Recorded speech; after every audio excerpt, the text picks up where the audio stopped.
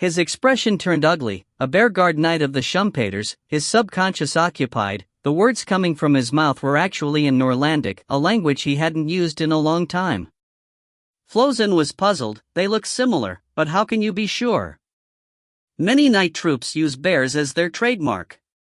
Richard pointed to the corpse's arms and chest, 2 strength runes and 1 defense rune. This is a standard issue set for the Bearguard Knights. Flozin still had some doubts. This knight has special breeding.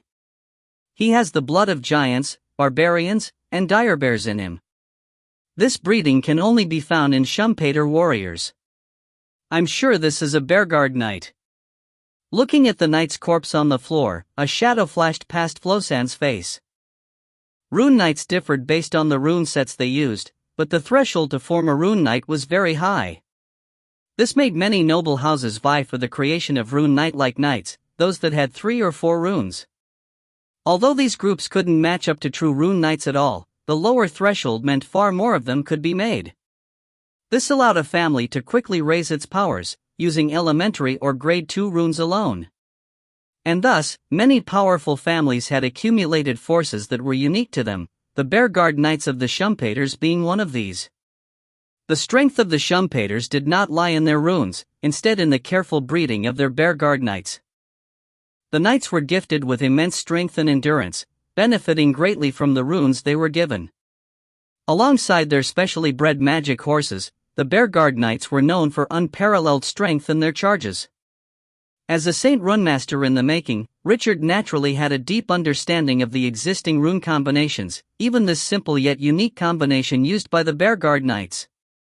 Every Bearguard Knight was around level 15, and even though they couldn't compare to true Rune Knights who were level 16 or above, the Shumpaters had less than 30 Rune Knights but close to 200 in the Bearguard. If the entire groups were pit against each other, there would hardly be any difference. Flozin frowned. Why would a Bearguard Knight appear here? Richard's eyes narrowed. If it's the Shumpaters, it can't be anything good. If they sent Bearguard Knights over, they should be aware of the coordinates and strength limit of this plane. Everyone stay put. Richard roared. Nobody is to move. Once that was done, Richard brought Gangder, Waterflower, and the trolls along on an inspection of the aftermath. A lot of time having passed, the traces of the battle were unclear. They had also arrived in a large crowd earlier, with many horses amongst them. It would be difficult to tell what happened before. However, Tiramisu discovered a hoofprint a few hundred meters away.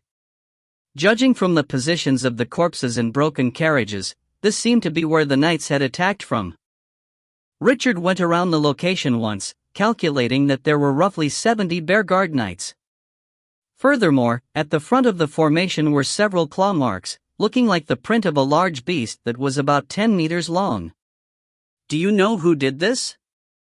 Richard pointed at the giant claw marks. Flozin shook her head. I spend most of my time cooped up in the church. I rarely met outsiders. Richard frowned. Whoever it was, leading the Bearguard Knights was no simple task. However, he had limited understanding of the nobility of Norland, and wasn't able to tell who it was based on the few claw marks. Just like the Arkharan death camps, every other family had its own secret source of power. Richard had spent too little time in Faust, and he'd spent most of that time reading up on interplanar battles. He didn't have the time to read up on the hierarchy of the Shumpaters. Having circled the location thrice, Richard returned to the Dead Knight, deep in thought. It's no coincidence that Shumpaters are in this plane. It's likely that they're here for us. Having said that, Richard looked at Flozin with meaning. The great dragon of eternity and light collected such a generous sacrifice from me. Why didn't he tell me when he changed the plane I was going to, and that other families would be coming here as well? Flozin spread out her hands. The turbulent time flow has nothing to do with the eternal dragon. As for the other families, you need to know that the old dragon is a cunning and greedy cheat. Never take its promises to heart. Listening to this evaluation, Richard's eyebrows twitched uncontrollably. However, he did not interrupt her, so she continued. What's important is this: what are we going to do now? What else can we do? A dark shadow flashed across Richard's face, and he spoke in an icy tone, "We find a way to kill them. Give me a knife." A desert warrior who was nearby handed Richard a knife, and he kneeled over by the side of the corpse and proceeded to use it to cut the 3 runes out. He then placed them in a corpse. "What is this for?" Flozin asked, unsure of Richard's use for them. Richard waved the box in his hand. "If I make a few alterations, this rune can still be used, even if its performance degrades a little. It should still be alright to just sell it to someone else in failure." Having said that, Richard hopped on his horse and asked for his army to gather up. He had the desert warriors who were familiar with the land clean all traces of the battlefield, taking them along the direction of the Bearguard Knight's trail. This would be the easiest way to avoid being found. If you find any errors, ads pop up, ads redirect, broken links, non-standard content, etc., please let us know. Report chapter so we can fix it as soon as possible. Book 2, Chapter 102. Massacre. Twilight Oasis was the largest oasis in the deserts of the Bloodstained Lands, amongst the best in the entire region. 2 streams running down from the barbarian plains merged into its basin, forming a huge lake. If the fertile land nearby was fully developed, it could support 100,000 people. However, this potential to generate wealth made the lands nearby highly contested, resulting in few areas being properly developed. They were still mainly reliant on merchants traveling in from the distant human kingdoms for food. Similar to Bluewater, a mix of individuals and groups with varying degrees of power ruled Twilight Oasis together. Unlike Bluewater, however, the hierarchy here was always in flux. There was no stable power structure. Every change in leadership accompanies by the spilling of fresh blood. One normal night, a thick mist rose from the lake and spread all around the oasis. The inhabited parts of the city nearby was completely covered with fog, with the situation even worse in areas with vegetation. In some places, one couldn't see past 10 meters. However, such fog was a common occurrence in Twilight Oasis. Thick fog and a dark night. These were the perfect conditions for murder. This was why deadly situations were common in Twilight Oasis. Once the fog covered a substantial area, a large black armored knight slowly stepped out. He was of massive build, with a magical knight and heavy weapons making him seem like a war god. More such knights stepped out of the thick fog one by one, forming the front lines of a battle. Every single one remained silent, pointing their weapons towards the ground. Outside of the occasional squeaks of armor rubbing against itself, nothing else could be heard. 2 mages threaded their way through the group of knights, making their way to the front of the group. They were fully covered up in mage robes, the hoods drawn over their heads making it impossible to identify them. The fog in a 15-meter radius suddenly gave way, as a large dark manticore descended from the sky to silently land in front of the knights. It restlessly circled the area once it landed, releasing low snarls. Its appearance caused the Bearguard Knights to grow restless, while the mounts nearby were agitated. Even the knights themselves couldn't calm the creatures down. Sinclair, seated atop the manticore, pounded hard on its head. Her small fist was surprisingly powerful, the collision sending the creature's head burrowing into the ground. The manticore managed to get its big head out with some difficulty, but remained subdued thereafter. It was afraid of moving about wildly like before. Looking at the outline of the buildings in the distance, Sinclair's breathing grew faster as her face flushed red. The great mages were familiar with her style, knowing this meant she was about to erupt. They started chanting spells in response, buffing the knights and their mounts. It was like the powerful beasts had been given an extra fong. Sinclair was clearly gritting her teeth, her face contorting. It was strange to see her refined and exquisite face distorted in this manner, as if she had 2 different faces. She spoke through gritted teeth, "Oi, you bastards. Will you listen obediently and not rebel?" One of the mages carefully picked his words. It's hard to avoid this. There's so many fools on secondary planes. Sinclair nodded her head vigorously, her eyes growing redder and redder until even her scara was completely crimson. She suddenly whipped out a pair of daggers, letting out a resounding shriek, "Kill anyone who dares to go against me! Attack!" The Bearguard Knights lifted their weapons one after the other, urging their mounts on as they made their way forth without hurry. They slowly sped up, accumulating power as they approached the peak of their charge. The combined acceleration eventually erupted forth with unrelenting strength. They were impossible to stop at full charge. Sinclair bounded off her manticore, wrapping herself within her cape in mid-air. She disappeared into the night sky, already at the edge of the city when she was back. "Kneel!" she commanded in a shrill voice. The knight in charge of the garrison flew into a rage, bellowing, "We belong to the Golden War Flag. Where did you come from, you?" Only the first few words were audible, his voice growing softer and softer as he spoke. His last few words even disappeared into the night wind. He wanted to lower his head, but couldn't seem to do so. The world started to spin, eventually being blanketed in darkness. Sinclair slid past the knight, her black cape fluttering in the night sky as wind blades were shot out of her cape. These wind blades were unimaginably sharp, cutting off the heads of the patrolling knights without issue. She had no intention to use her knife in dealing with this mix of soldiers. Her silhouette appeared and disappeared everywhere on the streets, and in a flash she was concealed within the layers of buildings far away. A bloodbath ensued wherever she appeared, forming a river of blood on the ground. Almost half of the fog-covered city was quickly reeking of blood. A dark shadow flitted across the sky yet again, and the manticore silently landed in the middle of the city. It crushed a building in front of it to the ground, exposing the room within. Tens of knights were sleeping in these quarters, the sheer pace of these events meaning half of them were still in their dreams. Only 2 were quick enough to jump off their beds, but unfortunately they were greeted by a plume of poisonous fog from the manticore's tail. It was as if this fog had a life of its own. It enveloped the entire room almost instantly, condensing into a vapor as it left no corner untouched. The knights all swayed about in the fog, quickly falling to the ground while frozen in stance. Their bodies twitched uncontrollably, bubbles forming on their skin as if their blood was boiling. They soon grew unrecognizable, the bones and flesh melting into a heap of boiling liquid wrapped in skin. A short sword that had been suspended on a wall suddenly dropped down, piercing a body. It was as if it had fallen on a bag of water and cut it, leaving a flood of black liquid gushing out. The person instantly shriveled up. The thunderous sound of hooves rang out at the city's borders.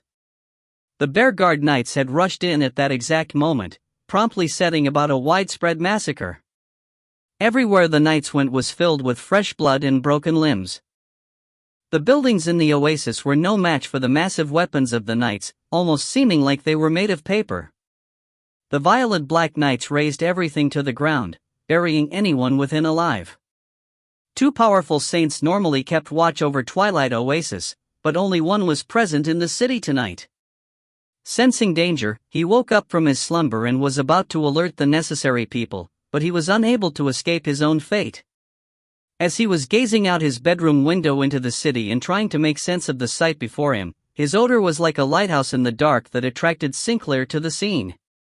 She moved about in stealth, mounting a lethal attack. In a sudden and quick confrontation, she'd gotten herself a bland but still palatable heart. Without the powerful saint's protection, the attack on Twilight Oasis became a one-sided massacre. The fight lasted an entire hour, before things finally started to settle down. More than 1,000 dead bodies lay on the floor all over, causing the thick fog that shrouded the entire city to be tainted by the putrid smell of blood. However, this fog had helped the inhabitants as much as it had the invaders. Many had utilized its cover to escape the city, bounding out towards the rest of the bloodstained lands. If you find any errors, ads pop up, ads redirect, broken links, non-standard content, etc., please let us know. Report chapter so we can fix it as soon as possible. Book 2 Chapter 103 Massacre 2.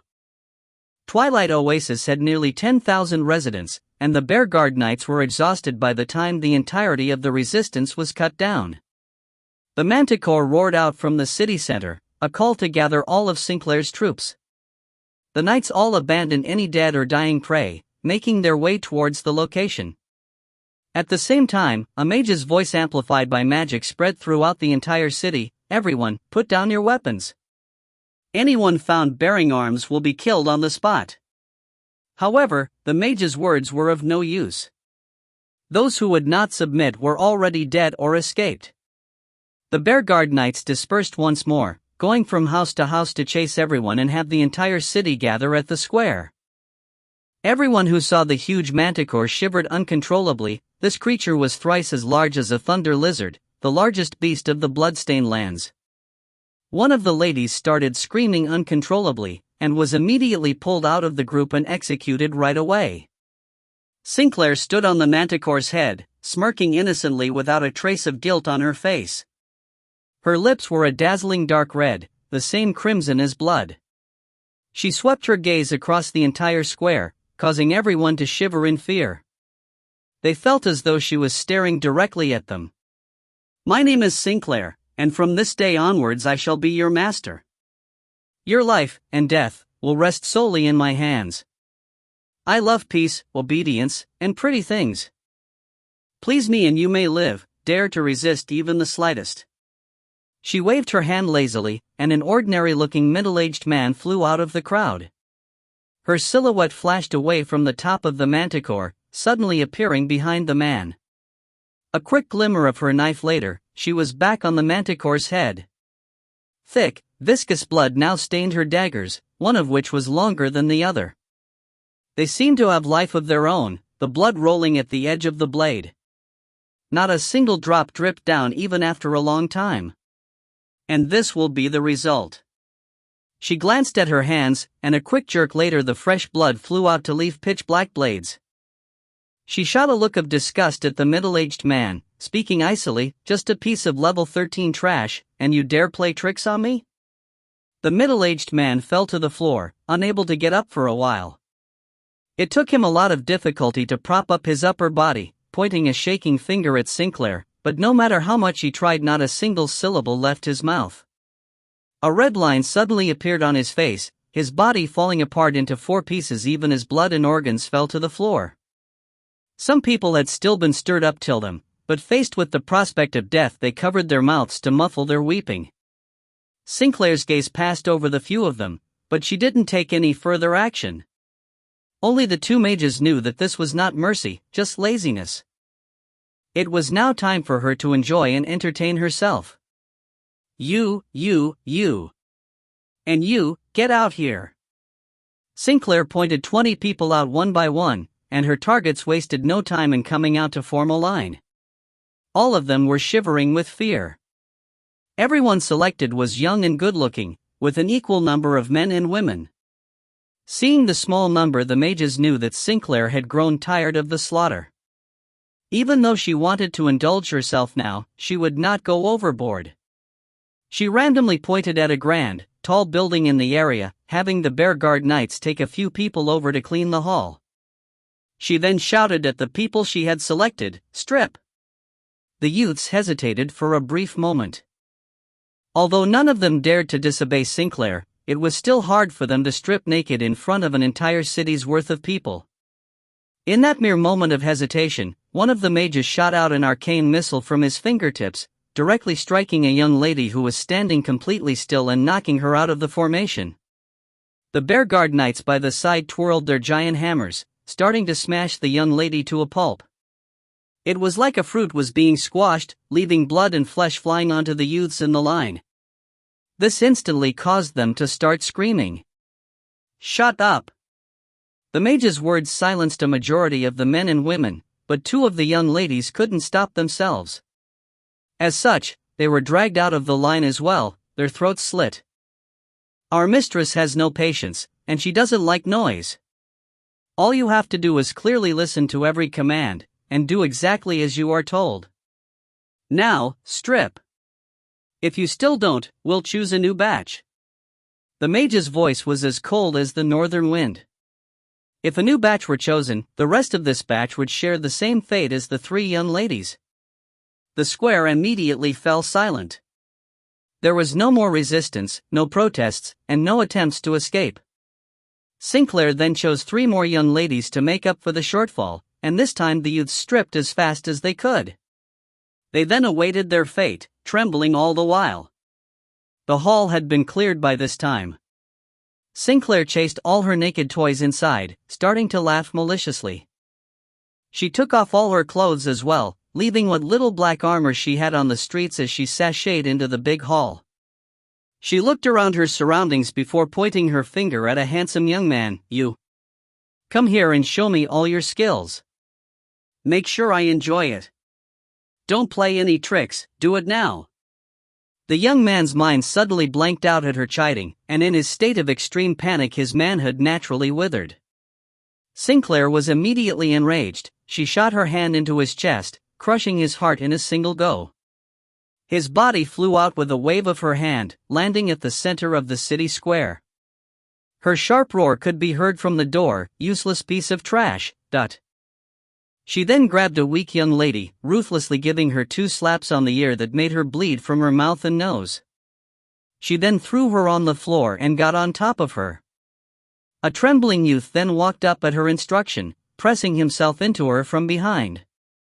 In the blink of an eye, the inside of the hall had become a world of debauchery that reeked of blood. It was only then that the people gathered at the square were allowed to disperse. 2 mages started patrolling the regions where violent clashes had occurred, taking stock of the situation. Even with the saint taken care of by Sinclair, Twilight Oasis had more than 1,000 warriors with no shortage of those of high level. As such, the battle was quite hard fought. 5 of their numbers had died in battle. They discovered another knight down in a corner of the city, unable to get up. 2 long spears and a 2-handed sword were stuck to his body, and a terrifying hole in his back revealed some of his innards. The mage who found him inspected his injuries, eventually shaking his head.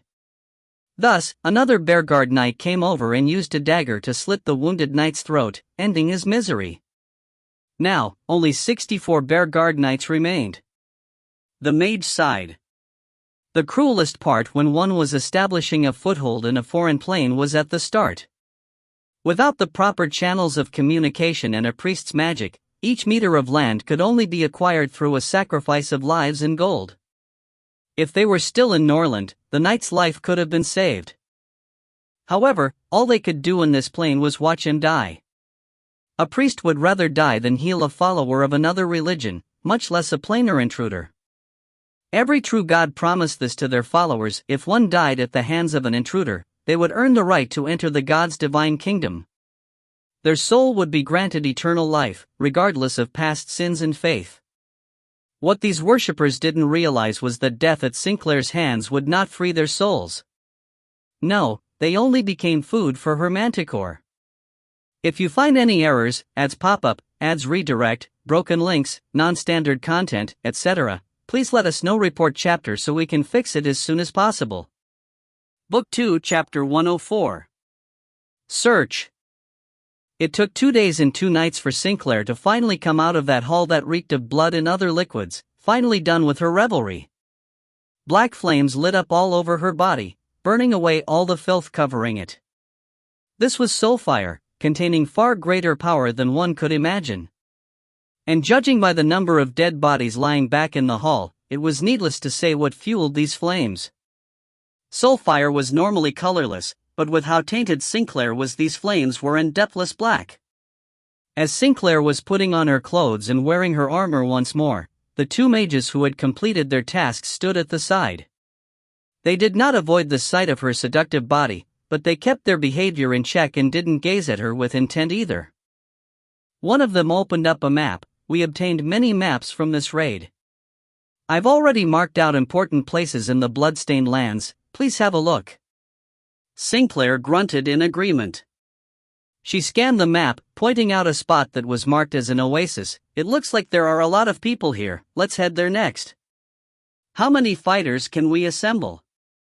According to our preliminary estimations, there are about 500 people qualified to be soldiers, the other mage replied. Sinclair nodded. Give them a weapon each, and a set of armor. No, half a set will be enough, and have them follow. I'll wait, 500 is too few. Give anyone who can walk a weapon, we head out tomorrow morning to conquer a new oasis. They'll be first in line. The two mages exchanged looks, and one of them spoke up. If we keep doing things like that, my lady, we'll soon become the enemies of the entire plane. Ha ha. Are you saying that you're here in this plane to make friends? Sinclair asked sarcastically. That's not what I meant, my lady. This plane isn't the one we intended to visit, and those amongst its ranks are very powerful. It's rumored that there are even legendary beings here, though we cannot verify that. We've come to know that this plane has far more gods than we originally intended for. If we get caught by the powerhouses of the plane, the mage didn't complete his sentence, but the message was clear. The rich and powerful families of Norland, the ones with floating islands to their name, all had legendary beings amongst their ranks that formed a deterrent to anyone else aiming to attack them. But this was a different plane, not Norland. Should a legendary being appear here, everyone would be dead. Legendary powerhouses? At level 18? Bah, that's just like their saints. They boast about such meager power. I don't know where they learned to call themselves that, Sinclair said mockingly, as if it wasn't a problem at all. The other mage tried convincing her as well. My lady, our original aim was to get rid of Richard. Now that we've come to an unfamiliar plane, we can put that aside. This is a mature plane that is abundant in resources, quite similar to Norland as well. Our role now is to be pioneers. As long as we return safely to Norland and give them the coordinates of this plane, it will be a huge achievement. The Schumpeter's strength will be boosted greatly in the next 10 or so years, and your status will eventually rise with that.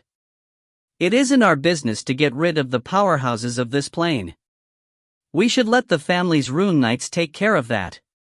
Sinclair grunted, gloom clouding her face. So you're saying I should let Sisley finish conquering this place? The mage's body trembled, and he immediately replied, even if she does, my lady, your contributions will far exceed hers. Discovering a new plane is the most important thing. Also, if she does a poor job of it, she'll have no recourse. Sinclair understood that everything the mage said was true. Her expression grew less menacing, but her fingers stubbornly remained pointed at the oasis on the map. This place looks interesting. We'll follow the original plan and set out tomorrow. We're taking this place down. The other mage contemplated for a while, eventually deciding to speak up. Your Highness, that oasis is comparable to this one. If we start a war, we'll need to deploy the Bear Guard Knights. There aren't many knights under your control right now, and we don't have any clerics. Please think it over the soonest possible. Sinclair waved her hand impatiently, retorting, enough. I already know. Only a few of them died. What's the big deal anyway? It wasn't easy to get away from those old rascals. Of course I'll have to celebrate and enjoy myself. After all, the more people I kill, the stronger my baby becomes. Don't take the people of this plane too seriously. They're all barbarians. They've never even heard of runes. What kind of power can they even have? I just killed someone who called themselves a saint, and he was only level 16. Stop talking so much, I know what's going on. Once there's less than 40 left, I'll get serious. The two mages were rendered helpless, left with no choice but to return to what they were doing prior to the discussion. Towards the south of the path Sinclair intended to take, Richard was leading his own troops north. They had already entered the northern parts of the bloodstained lands. At nightfall, they chose a place sheltered from the wind to set up camp and rest. Richard took out his map, thinking things over under the magic light. There were two paths marked on the map, the one he was taking and the one tracing the Schumpeter's path. He followed the traces of the Bear Guard Knights, extending from north to south as he circled some key regions to search. The Bear Guard Knights were quite distinctive. Their horses crushed rocks under their hooves, so even with more than 10 days having passed, it was possible to find traces of their presence. He extended the currently known route towards the south, winding up near Twilight Oasis. Even further south were Sock Oasis and Saltwater Valley, both occupied by a mix of different races. Towards the north, he had already found 3 areas that had been destroyed by the Bearguard Knights as well as the remnants of a caravan. The Shumpaters hadn't left a single soul alive, with traces of mass murder in inhabited regions. There were 5 dead knights on their path, allowing Richard to recover 7 more runes. The rest of the runes were either destroyed in battle or rotted beyond recognition alongside their owners. He took a look at the southern path, understanding that the 3 inhabited places there wouldn't be lucky enough to escape their fate. However, Twilight Oasis and Sock Oasis both were rather strong, with powerful saints watching over them. Even if this plane's saints were 2 levels lower than in Norland, the Bearguard Knights wouldn't be able to take the oases without a fight. The more these Bearguard Knights were weakened, the safer Richard would become. He was more worried about these killers from Norland than the military forces of this plane. If you find any errors, ads pop up, ads redirect, broken links, non-standard content, etc., please let us know. Report chapter so we can fix it as soon as possible. Book 2, Chapter 105. Search 2. Flozen sat down beside Richard, looking at the map as well. She then pointed at the north. Once we reach this point, we'll have left the Bloodstained lands and set foot on the borders of the Iron Triangle Empire. They have great power, but many of the nobles there have conflicts with each other. Even the imperial family itself isn't harmonious. On top of that, their territory is so extensive that the control at the borders is extremely lax. And look here. This is a mountain region full of forests, stretching into the distance without any sign of human habitation. The Shumpaters' base probably ended up somewhere in this place. Very likely, Richard nodded, but the chances of us finding a lighthouse of time that's still lit there are rather slim. I feel like the Shumpaters were lost just like us, or they would have sent proper rune knights instead of the Bearguard Knights. Bearguard Knights are only suitable to clean up inferior planes that cap at level 16 or 18. It doesn't matter whether it's still lit. If the base was lost in spacetime like ours, that's even better. There's bound to be a large amount of the power of time remaining there, what I need most at this moment. Once we find the base, I'm sure I can advance to level 10. At that moment, my title will be boosted as well. Your title? Daybreak? I didn't know a title from the Eternal Dragon had special abilities. Richard was very surprised. He'd originally thought that the title was simply to impress others, like those given to emperors or other monarchs throughout history. Of course not, the Dragon of Eternity and Light is not that senseless, Flozen said with a smile. Richard creased his brows and replied, a while ago someone told me it was just an unreliable greedy dragon. Indeed, but the old dragon isn't senseless. Old dragon. Flozen, I really doubt your devotion towards your religion. How did you even become a cleric? Even if they'd already shared a bed, Richard discovered he was only starting to get to know this girl. It's not like the Eternal Dragon cares about your faith, all it wants are offerings. And your title? A title is nothing great, just an acknowledgement of talent and capability. If the person with the title can't present enough offerings to satisfy the thing, it will void the title. So you need to work hard, Richard. I'm depending on you. Really? Richard was astonished. Of course not. Flozen smiled lightly.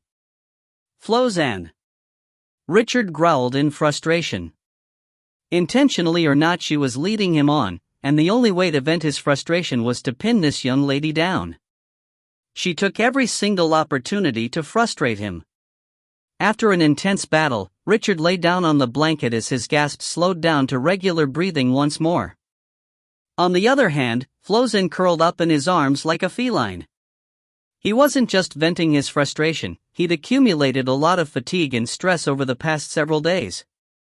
Right now his body felt hollow and drained, as if his marrow had been extracted, but his mind was now calm. As his stress dissipated, his thoughts grew clearer. He huffed as he spoke, to think they sent more than 70 Bearguard Knights over. The Shumpaters really have gone to all lengths with their capital. It doesn't seem like one family could afford to come up with this capital alone. No, I'm not saying that the Shumpaters don't have the resources to do it, but it would be meaningless to spend this much on a potential threat instead of using it to expand their own power. However, if it was a collaboration between a few families, it would be another matter altogether. Each family wouldn't take out much alone, so it wouldn't have any serious impact. Just to deal with me? Is that necessary? Richard creased his brows and asked. If it could eliminate a future Saint Runemaster, then it would definitely be necessary. Richard creased his brows once again, falling silent. He was already certain that he would become a Grand Runemaster once he reached level 12. As for becoming a Saint Runemaster, if he could finish the second set of the Savagery of Darkness series, he could be considered to have met the basic requirements to start on the path. If one thought of it that way, he really was worth a lot. Every plane was structured like a pyramid. The people at the top had the most resources, and the number of positions at every level was set in stone. A person's status was only relative to others. If one wished to advance, they could only trample others as they climbed up the ladder. Although the methods were different for different people, the net effect was the same. Richard sighed. He understood this truth as well. Although he hoped to empower himself instead of just trample over others, the positions at every level were fixed just like the floating islands of Faust. Every step he took forward was sure to trample over someone else, whether that was his intention or not. He felt a wave of fatigue wash over him, so he closed his eyes and fell into slumber. The next morning, Richard led his troops and set off to continue their journey. He found traces of the Bearguard Knights in the marked areas, but he wasn't in a hurry to go north. Several kilometers east was a supply camp of the Golden War Flag. Richard handed a few letters to the person in charge of the camp, asking for a caravan to bring them back to Bluewater Oasis. One of the letters was written to Marvin, requesting him to urge the churches on the border of the Sequoia Kingdom to send troops into the bloodstained lands to suppress the foreign invaders. The rest of the letters were written to the agents of the forces he was familiar with in Bluewater, including Devon and Amon. He mentioned that he found traces of invaders in the middle north of the bloodstained lands, and that these violent and diabolical intruders were heading south. It was possible they would rush all the way to Bluewater, so he wanted these old friends to step up their preventive measures to avoid losses. He also described in detail some of the distinctive traits of the Bearguard Knights. He believed the news would spread quickly once his recipients read their letters. Then, the Bearguard Knights wouldn't just be facing scattered resistance and hurried attacks, but elite troops and well-trained warriors. The gazes of the powerhouses of this plane would be drawn to them, having them overlook a small and weak invading army like Richard's. As for Baron Forza, people like him would just think they became a meal in the belly of a magical beast if he didn't show himself for a while. After all, the oracle from the God of Valor only assessed them to be an insignificant force. It wasn't even worth dispatching the Central Church's forces to deal with someone of such capability. The only thing Richard needed at the moment was time. At the Bloodstained Lands, the two troops from Norland practically brushed past each other before they slowly grew further apart. If you find any errors, ads pop up, ads redirect, broken links, non-standard content, etc., please let us know. Report chapter so we can fix it as soon as possible. Book 2, Chapter 106. Waiting. Phalar had endured invasions from many foreign planes, but peace would eventually be restored every time. The two recent invasions weren't significant when compared to the threats of the past, only a small ripple in the long river of history. The only thing that mattered was that the plane would survive. As for the future, nobody would be able to tell. However, a primary plane like Norland was never peaceful. The night view of Faust was as beautiful as ever, but Gatton's mood was nowhere close. Accompanied by two rune knights, he haughtily made his way to the Church of the Eternal Dragon. There he met with High Priestess Ferlin in a private room. In the face of a bubbling volcano like Gatton, Ferlin appeared resigned. "I truly am sorry, Lord Gatton, but I cannot contact Flozen at this moment either. Although I'm unwilling to admit this, I have to say their party was likely lost in the streams of time. If luck is on their side, they might have appeared on an unknown plane." She didn't say what would happen if it wasn't, but that was clear even without her speaking. Gatton fixed his gaze on Ferlin, his eyes blazing with fury as he spoke slowly. We presented the eternal dragon with such a rare and precious offering, but in return we are lost in time? Ferlin sighed and replied, the eternal dragon was quite satisfied with the offering, bestowing generous blessings on the Archerons in response. However, mere mortals cannot comprehend a god's will. The endless plains are filled with mystery, the things we know and see are merely a drop in the ocean. Anything can happen when one is traveling through spacetime, you should know how common getting lost is. But the offerings were different. Gatton replied coldly. I'll admit that, but Richard has also received a lot of blessings. The will of the dragon himself descended upon this plane during the ceremony. Nothing we already know applies, and anything is possible now. The best idea is to wait patiently, Ferlin said gently. Gatton fell silent. He knew what Ferlin said was right. During a regular ceremony, the eternal dragon only sent down a trace of his divine power to the church, and it would handle the sacrifice and blessings by itself. With the dragon descending itself, any previous rules didn't matter anymore. Gatton suddenly raised his head and looked at Ferlin, uttering each and every word slowly. This matter, did it occur entirely by chance or did someone interfere? Ferlin thought for a moment before she answered, I can't tell. Can't tell, Gatton smiled grimly. All right, I understand. He suddenly stood up, walking towards the door. He only turned his head back once he was about to leave. I'm very grateful. Ferlin smiled. Waiting is often a wise choice. Gatton grinned in reply, but the Archerons are always quick-tempered. From the beginning, they hadn't talked further about the fates of Richard and Flozanne. They had both avoided the topic, and it was intentional. Atop the famed snow cliff at the east of Clander, a young lady with her hair combed into many braids was sitting atop a large rock as she watched the sunset. The side of the snow cliff facing the sea was a straight, precipitous drop that was over 1,000 meters tall. True to its name, the precipice was made of rocks that were white as snow, while at the top was a meadow that was green as jade and smooth as velvet. It appeared extremely beautiful from the distance, a generous miracle nature had bestowed on all living things. It was one of Clander's most famous sites, and a sacred place for the barbarian tribe. According to tradition, every young warrior in the tribe was elected by the shrine to undergo trials once they gained enough strength. They would be tested to see whether they were qualified to inherit the sacred totems, and Snowcliff was one of the trial venues.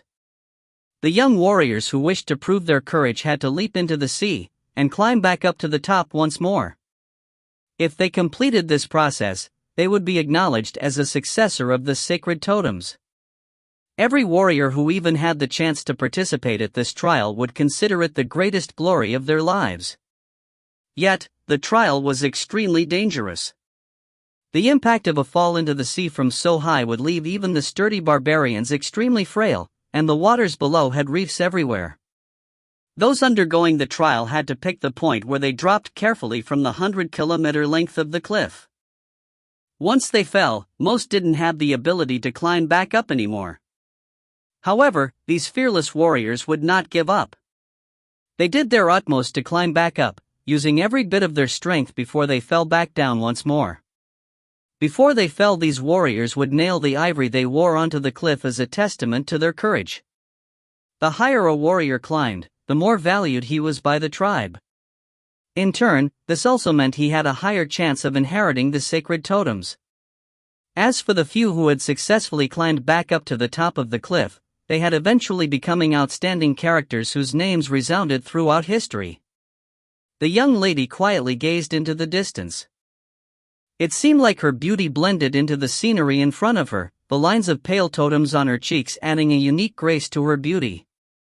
The sun had just fallen below the horizon. Once the golden radiance vanished completely, the only separation between the sky and the sea was a reddish afterglow that was both light and dark. They gradually joined into one, becoming a vast expanse of blackness. The grassland on Snowcliff gradually turned dull as the sky darkened. The wind grew stronger and colder, and an old man with a walking stick appeared at the end of the meadow. His movements seemed sluggish and weak, but he crossed numerous kilometers in the blink of an eye to appear behind the young lady. "The elder is very worried about your situation, Your Highness." The old man was Urizadzu, great shaman of the tribe. And of course, the young lady sat by the sea was Mountainsea. Despite having left Norland for a few years, the only change to her seemed that she was a little taller. "How does he know about my situation?" "It's not like he can talk to the beast god," Mountainsea replied lightly. Urizadzu coughed heavily a few times. "I can." "Such a trivial matter, do you really need to communicate with the beast god?" the young lady asked. The shaman threw a knowing look towards Mountainsea and shook his head. Clearly, this is not a trivial matter. The young lady let out a sigh and replied, "Maybe. But he's just an outsider who smells good." Urizadzu smiled. "He also doesn't want money, and taps you on the head." A smile crept onto the young lady's face as she remarked, "Yeah. Sometimes I wonder if I should just forget the promise, and snatch him like Mama did with Father. I don't see any chance of him beating me anyway. Elder Greyhawk has been working hard all these years, practicing his martial skills." "Do you know why?" Mountainsea shook her head, her little braids flying all over as she did. "Even if Mama slept every day without doing anything, he still won't be able to beat her. He could train for 30 more years, and it still wouldn't change." Urizadzu laughed hoarsely before continuing, "I believe the wise Greyhawk is aware of that, Your Highness. Even with no hope at all, he still trains hard without slacking off." Mountainsea was sent deep into thought. Norland's men are all very prideful. Although we feel like their pride is absolutely unreasonable, it can become a formidable force that propels them. They're all very persistent. Even in the most desperate straits without any hope, they will never slack off. Only people like that can create miracles. "You mean Richard is someone like that too?" "I'm sure you know what he is like better than I do," Urizadzu replied. "However, you just can't contact him now, am I right?" Mountainsea nodded and extended her right hand, shaking it slightly. A string of ivory just like the one she gave Richard was wrapped around her wrist as well. As she shook her hand, the ivory pieces rattled against each other, making a crashing sound. "Listen to this, the ivory tells me that he is still alive. I don't know where he is now, but he's definitely not on this plane. If he went to participate in a planar battle, then I should be able to know which plane he is on. Yet, I do not know. This means that he is lost. It may be dangerous to be lost in time, but not all hope is lost. As long as he is alive, he can create miracles anytime. Do you hope for him to be a weakling who needs your help and support all the time, or to become a fighter who performs miracles with a wave of his hand, just like the most outstanding warrior of our tribe?" the shaman asked. The young lady thought for a moment. "All right, I understand. I'll give him 5 more years. If he dies, I'll find Yumur, Jagger, or any other fellow to hand down the sacred bloodline before heading off to avenge him. Even if he's still alive, I'll hand down the bloodline once 5 years are up." The shaman sighed, not saying anything. Mountainsea stood up. "I'm a little bored, and want some exercise. Wait for me, I'll be quick." The young lady then looked up to the sky as she let out a long, thunderous howl that reverberated into the distance. The long grass of the meadow collapsed and lay flat, rippling out layer by layer as the ground shook. Even as the howl still echoed, she had already leapt up and spread her arms open as she threw herself into the deep ocean. A few minutes later, a drenched Mountainsea climbed up the side of the cliff. She shook her head hard, causing a lot of water to spray out of her hair. She then turned to Urizadzu. "Let's go, we'll return to the shrine." If you find any errors, ads pop-up, ads redirect, broken links, non-standard content, etc., please let us know. Report chapter so we can fix it as soon as possible. Book 2 Chapter 107. Wealth. In the midst of the endless void between the myriad plains was a small floating island. This island was about 100 square kilometers in size, with undulating terrain. At the west was a small snowy mountain with a sparkling lake, gentle waves breaking on the surface. Its water flowed down into a small stream, before branching out into more than 10 small pools midway. These pools were clearly man-made, each was fashioned out of different materials. If one looked from afar, the mountain was covered with dense mist and dew. Each pool shone with its own unique color and glamour in the midst of this fog, the different glows making one feel like they were in a dreamland. Any mage that stood atop the mountain would be surprised to find the sheer density of mana in the trickling stream, as if the lake was made of liquid mana. Just a sip of it was more effective than the strongest potion. As this mana-filled water flowed into the various pools, it miraculously transformed into different elements: air, fire, earth, light, electricity. It was as if each pool was a purifier that extracted elemental power from this mana. Most of the pools transformed this liquid into elemental power, but some even transformed it into various kinds of potions. Sparkling crystals littered the bottom of the elemental pools. These were crystallized elemental power, sources of great amounts of mana. Sparkling crystals were scattered across the bottom of the element pools. This was the crystallization of elemental power, the source of magic that also birthed the runecrafting, alchemy, and the entire world of magic. At the bottom of the lake were heaps of magic crystals, some as tall as a person, that were continually expanding. The swelling water in the lake brushed up against them and then flowed across the land, taking away some of their mana even as new crystals formed at the bottom of the lake. At the foot of the mountain and all around the perimeter of the island were exotic trees that formed a dense forest. Their trunks stood tall and straight, with no leaves on the countless golden branches that hung downwards like those of a willow. The primal energy of the void generated explosive energies that constantly battered this small island, and these trunks stood tall and unyielding while their golden branches danced wildly in the commotion. The energies of these storms were like the sun and rain to these trees, eagerly absorbed by the branches. Whenever the energy storms passed through the forest ringing the island, almost all of the violent energy was devoured and depleted, causing it to die down to a gentle breeze. Once these unusual trees took in enough energy, they radiated dazzling gold light. Sign if these rays fell on the magical barrier protecting the island, repairing the portions that had been damaged and preventing the storms from completely ravaging it. The rest of the energy was sent into the interior via the roots, eventually converging at the lake atop the mountain where they transformed into pure mana. This formed a cycle. Whenever the trees were depleted of the energy they had absorbed, they would lose the ability to repair the barrier and a part of it would break, forming a gaping hole that allowed the chaotic energy to enter. The storm would rush forth like water from an open dam, destroying everything in its path. But then it would meet the dense forest, and they would absorb its energy to repair the barrier and stored some of it in the island. The slope grew gentler the farther one went from the mountain, eventually ending up in a flat plain.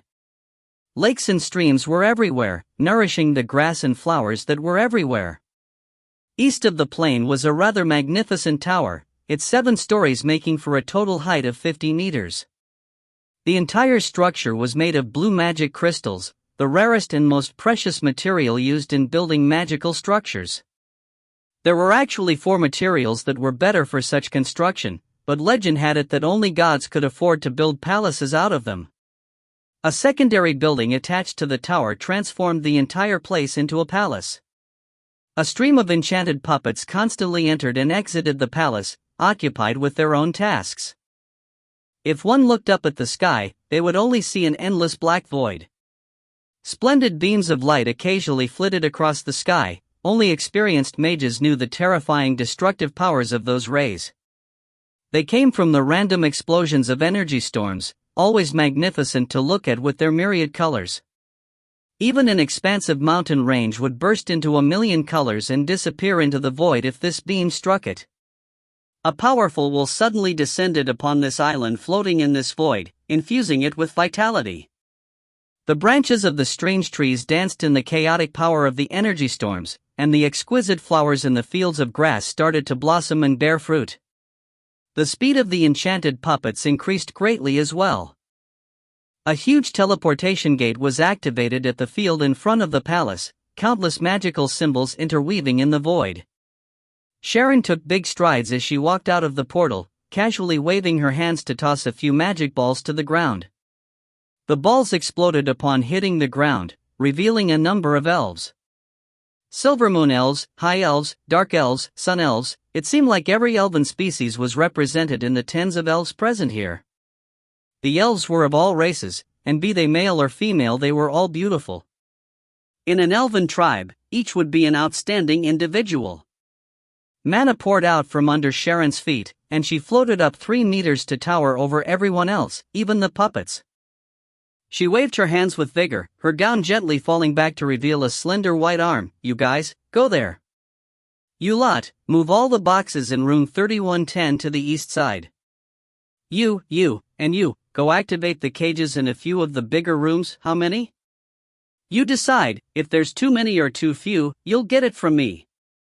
The legendary mage spoke with lightning speed. Everyone present set off in a frenzy, starting to fulfill their tasks. The puppets and elves all did their share, but it was still hard to finish the job. However, there was peace amidst all this chaos. The puppets were surprisingly lively, possessing remarkable intelligence. The elves were rather skilled at their jobs as well, each at or above level 12. Even mages at that level wouldn't have trouble moving boxes that weighed several tens of kilograms, and those of the deep blue were widely known for their strength. Amidst all this chaos, the enormous gate was activated yet again. Sharon pointed at an exquisite brazier atop the gate, and it blazed with blue and gold flames. The energy surges on the other side grew quite intense. If you find any errors, ads pop up, ads redirect, broken links, non-standard content, etc., please let us know. Report chapter so we can fix it as soon as possible. Book 2, Chapter 108. Wealth, 2. A wave of mana blasted out of the portal with an explosion, carrying dozens of figures alongside it. In the lead was Gatton, decked out in full battle gear with the heavy sword that instilled fear in all enemies in his hand. The surge of energy from the teleportation had been quite strong. Even though the people who came out were using their own energy to counter it, the wave of mana had left them dizzy and disoriented. The stronger one was, the faster they would recover from the shock. Gatton was back to normal almost immediately, but he still let out an angry roar. The portal had been formed 3 meters off the ground, so as they were shot out of its center they awkwardly fell down. To make things worse, this small island had 1.5 times the gravity Norland did. Even as the roar was still resounding through the island, the people behind Gatton all fell to the ground in a mess. Even though he himself managed to stabilize himself before he fell, he was knocked down by Kalen, who was covered in heavy armor. Finally losing his balance, he fell to the ground as Sharon watched on with glee. Gatton pushed aside the heavy Kalen, who was pressed on top of him, hurriedly tidying his hair and taking big steps towards Sharon. He gritted his teeth. This isn't funny, Your Excellency. Sharon continued laughing proudly, only pausing with great difficulty to say, but I'm having a good laugh. Gatton turned around to find his subordinates still in a daze. Most of them had thick, heavy armor on, so it had been a recipe for disaster. They were still piled one atop the other, struggling to get up, but these struggles only exacerbated the problem. Looking at the stone platform that was 3 meters high, he flew into a rage once more. He waved his hands as he roared, Your Excellency, why would you build a teleportation gate that was 3 meters in the air? The legendary mage's face seemed to well with regret as she blinked. About that. I'm not really good with magical calculations, so I made an error with the foundation. Look, it's only off by a bit. Hearing the words magical calculations, a dark aura covered Gatton's face. He immediately ended the conversation about the portal's height, instead turning to admire the scenery of the island. This island was Sharon's semiplane. Every legendary mage had their own, but as proved by the deep blue, Sharon was quite special. Naturally, her semiplane wasn't normal either. He had visited another legendary mage at their plane before. It had only been a deserted island that was roughly a few square kilometers in area. Based on area alone, Sharon's island was 20 to 30 times larger. And just like the area, other aspects of this place were far grander as well. Take the elemental pools for example. A normal legendary mage had 3 or 4, but she had a magic lake and a pond for every major element. Even that could barely digest the mana from the lake, so she'd even built a few pools that created potions. Even if Sharon retired one day, she could just sit on the liquid of these pools and sell a diluted version to make a fortune. The time it took to just mix this liquid with some common laboratory liquids was almost negligible. Besides, even if the elemental pools contained the same attributes as he had seen before, they seemed a little different this time. Gatton squinted his eyes to look at them, quickly discovering an anomaly. "Your Excellency, these pools are a meter wider than the last time I had the pleasure of standing here, and that was just a year ago. Could you let me go to the bottom and look at how much the elements have crystallized?" "Forget about it." Sharon's eyes glowed as she rejected him outright. The other legendary mages have elemental pools that are only slightly larger than bathtubs. It takes the mages to condense an elemental crystal. You have a full 10, and they're full in proper ponds. The only thing I don't understand is where the water from atop that mountain flows from. I've seen nothing. Gatton offered high praise as he stroked his short beard, once more looking at the strange trees scattered all over the semiplane. "It looks like you got a new batch of energy absorption trees. TSK, they really grow so fast in such an environment." "Your Excellency, I've searched through a dozen planes, but why haven't I so much as heard of these trees?" Sharon let out a grunt, absolutely refusing to answer the question. Gatton's eyes glazed over with passion as he looked at the peripheral forest. "Your Excellency, let me dig out a few of these trees and take them home." At that moment, the lock of hair on Sharon's forehead stood up. "You're welcome to try." Gatton laughed a few times, dropping the topic. The unbelievable effect of these energy absorption trees was the source of this semiplane's growth. Having visited another legendary mage's semiplane, Gatton knew many other legendary mages would be willing to work under Sharon for 50 years in exchange for a single one of these remarkable trees. They had long lifespans anyway, but only Sharon had these trees. This forest was the source of the plane's growth.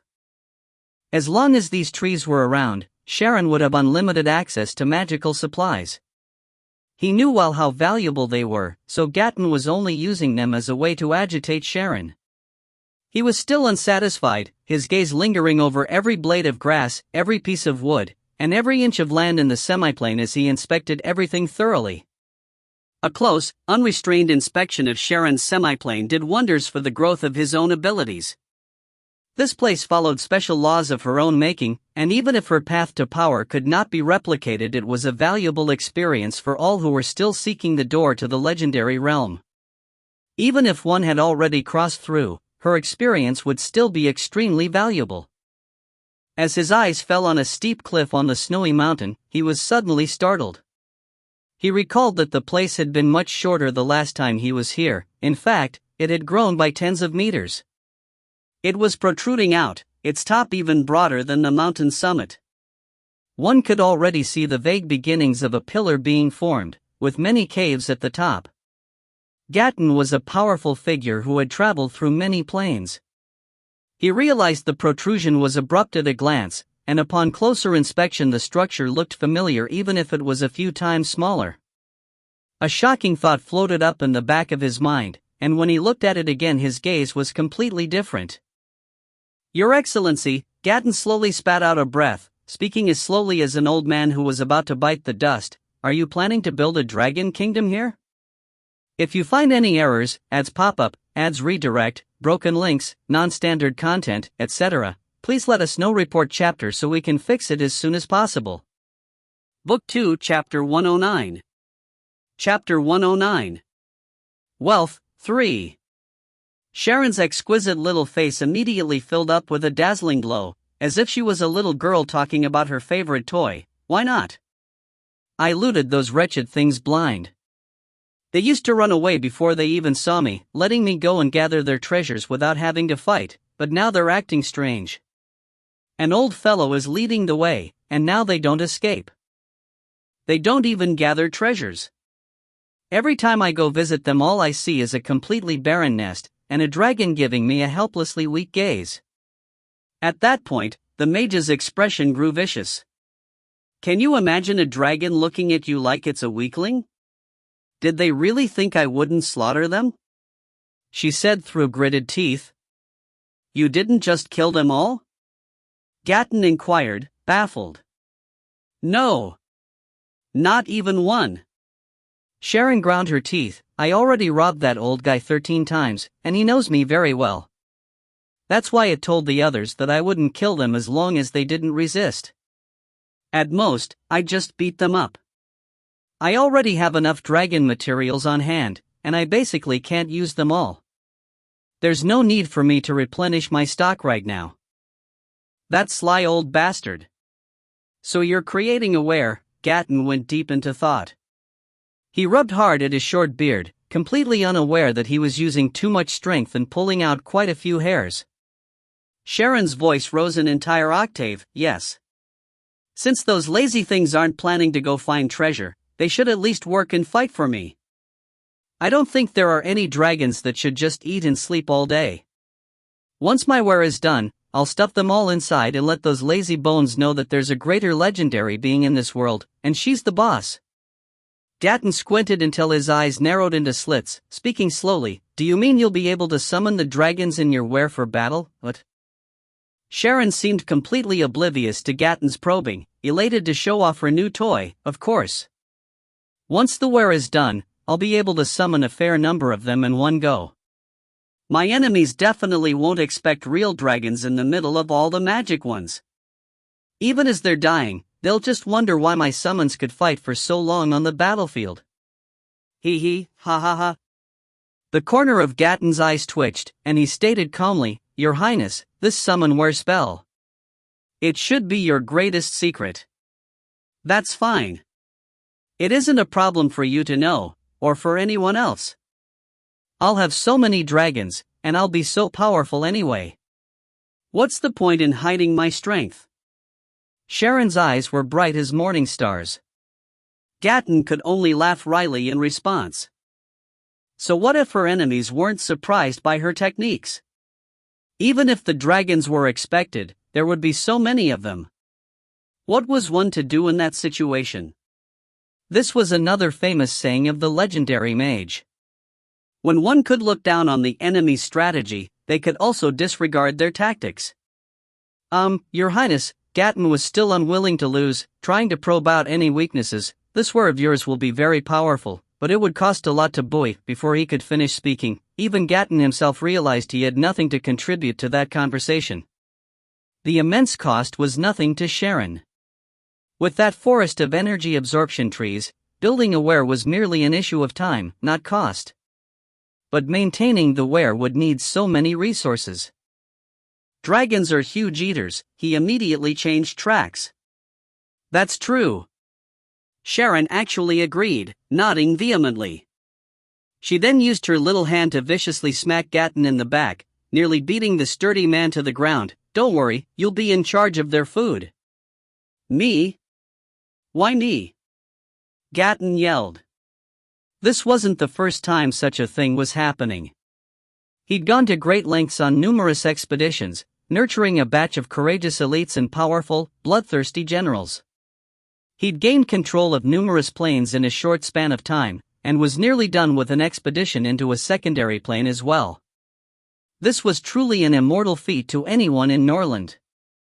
However, regretfully he still wasn't considered wealthy, having to worry about supplies for every war. Much of his wealth flowed into the purse of this legendary mage next to him, and always in a manner that he could not understand. While this didn't affect the benefits he gave to his followers to maintain their loyalty, his personal funds were non-existent, not matching up to his current status. Sharon often sponsored his expeditions. Strategic goods and material were cheap, and sometimes she even gave him priceless treasures for free. For instance, the heart of the lesser demon lord that she'd presented to Gatton for Richard's ceremony wasn't something that could be measured with money or power. Any of the three major empires would be willing to make her a duke in exchange for the heart. Used only to exchange for time, that sacrifice could grant one 300 to 500 years of life. All monarchs in the mortal world desired immortality the most. Even so, the tremendous wealth he was acquiring flowed straight into Sharon's hands. Gatton couldn't tell whether he was making profit or loss over all their exchanges, only that his debts from that one contract in the past were still ballooning with no signs of stopping. Forget the principal, even the interest he had to pay every year would leave him feeling suffocated. And now, Sharon was leaving the costs for the dragon's meals to him. Although the Archaran leader was attempting to fight back, he knew that would all be in vain.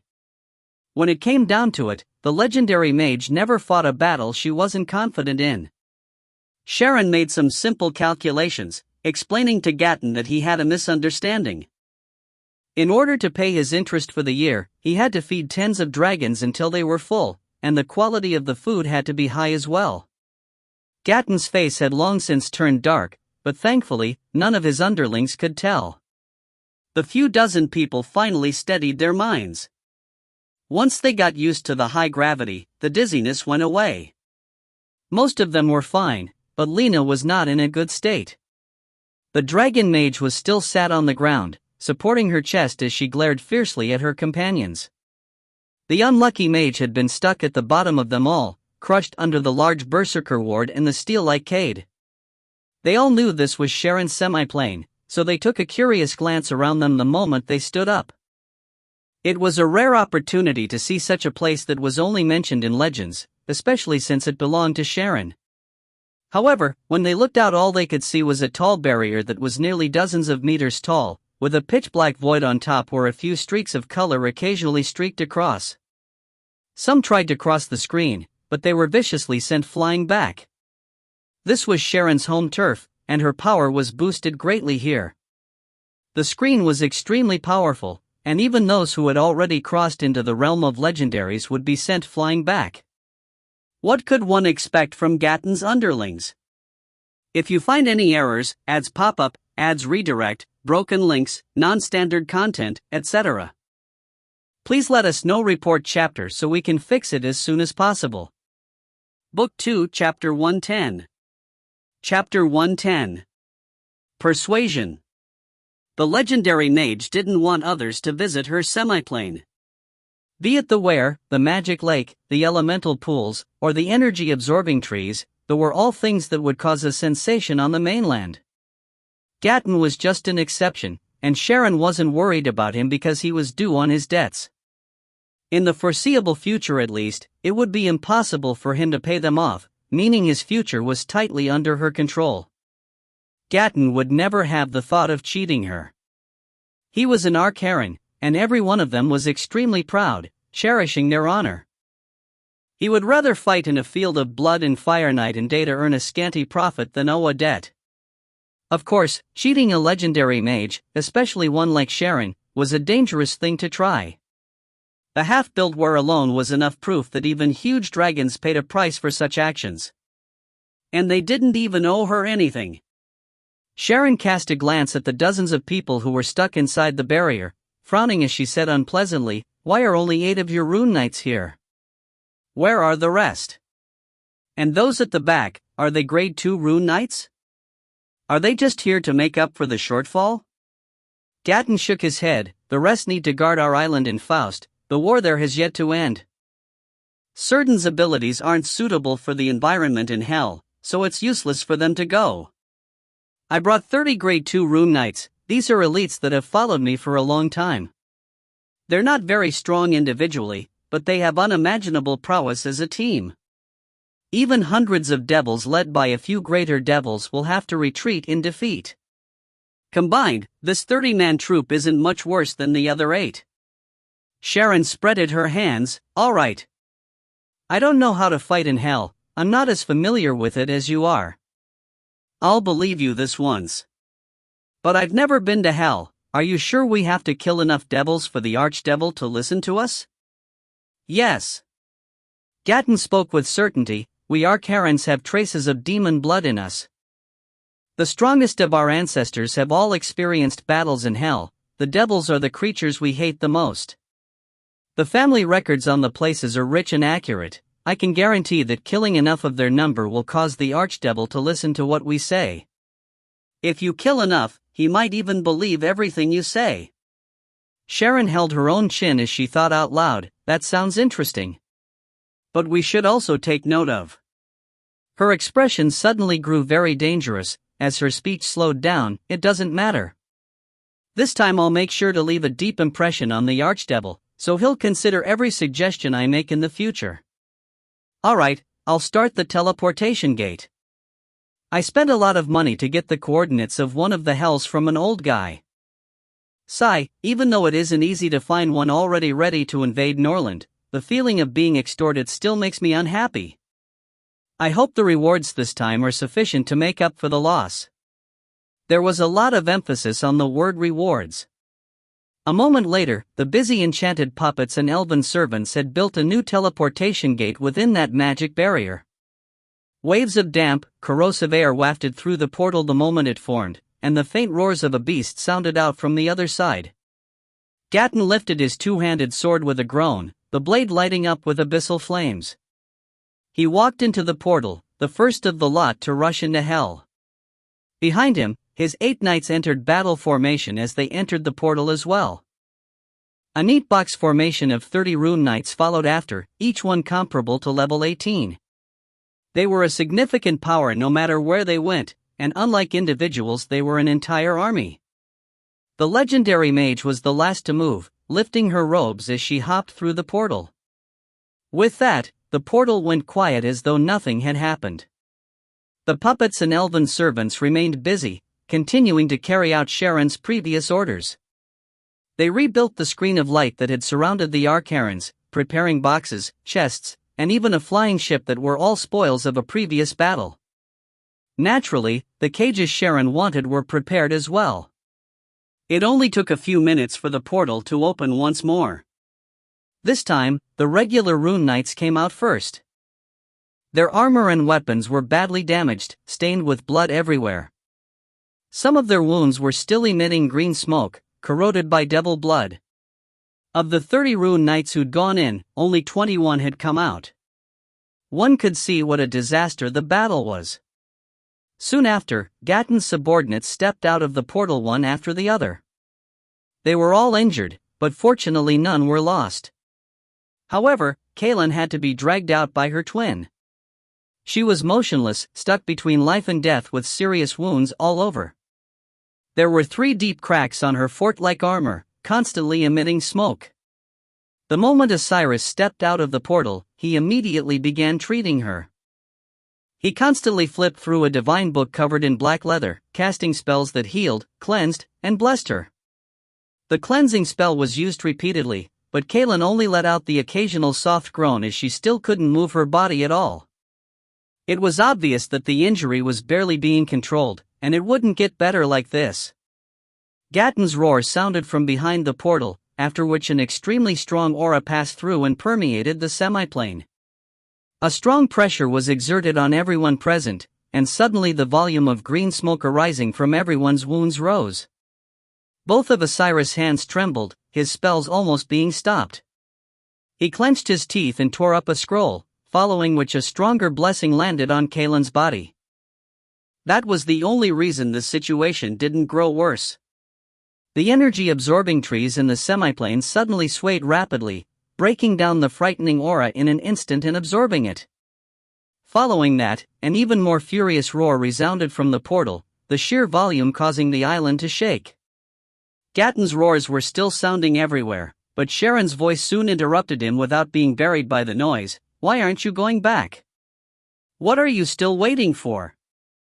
Go, don't block the way." Gatton suddenly flew out of the portal, a fair foot appearing behind him at the same time. It was apparent that Sharon had kicked him out, his body barreling through the air as he fell straight to the ground. Unlike his normal majestic posture, he was now covered in blood all over his body. Half his hair had been singed by devil blood, now looking like a bunch of steel wire. The flames on his sword had long since been extinguished, the blade full of holes.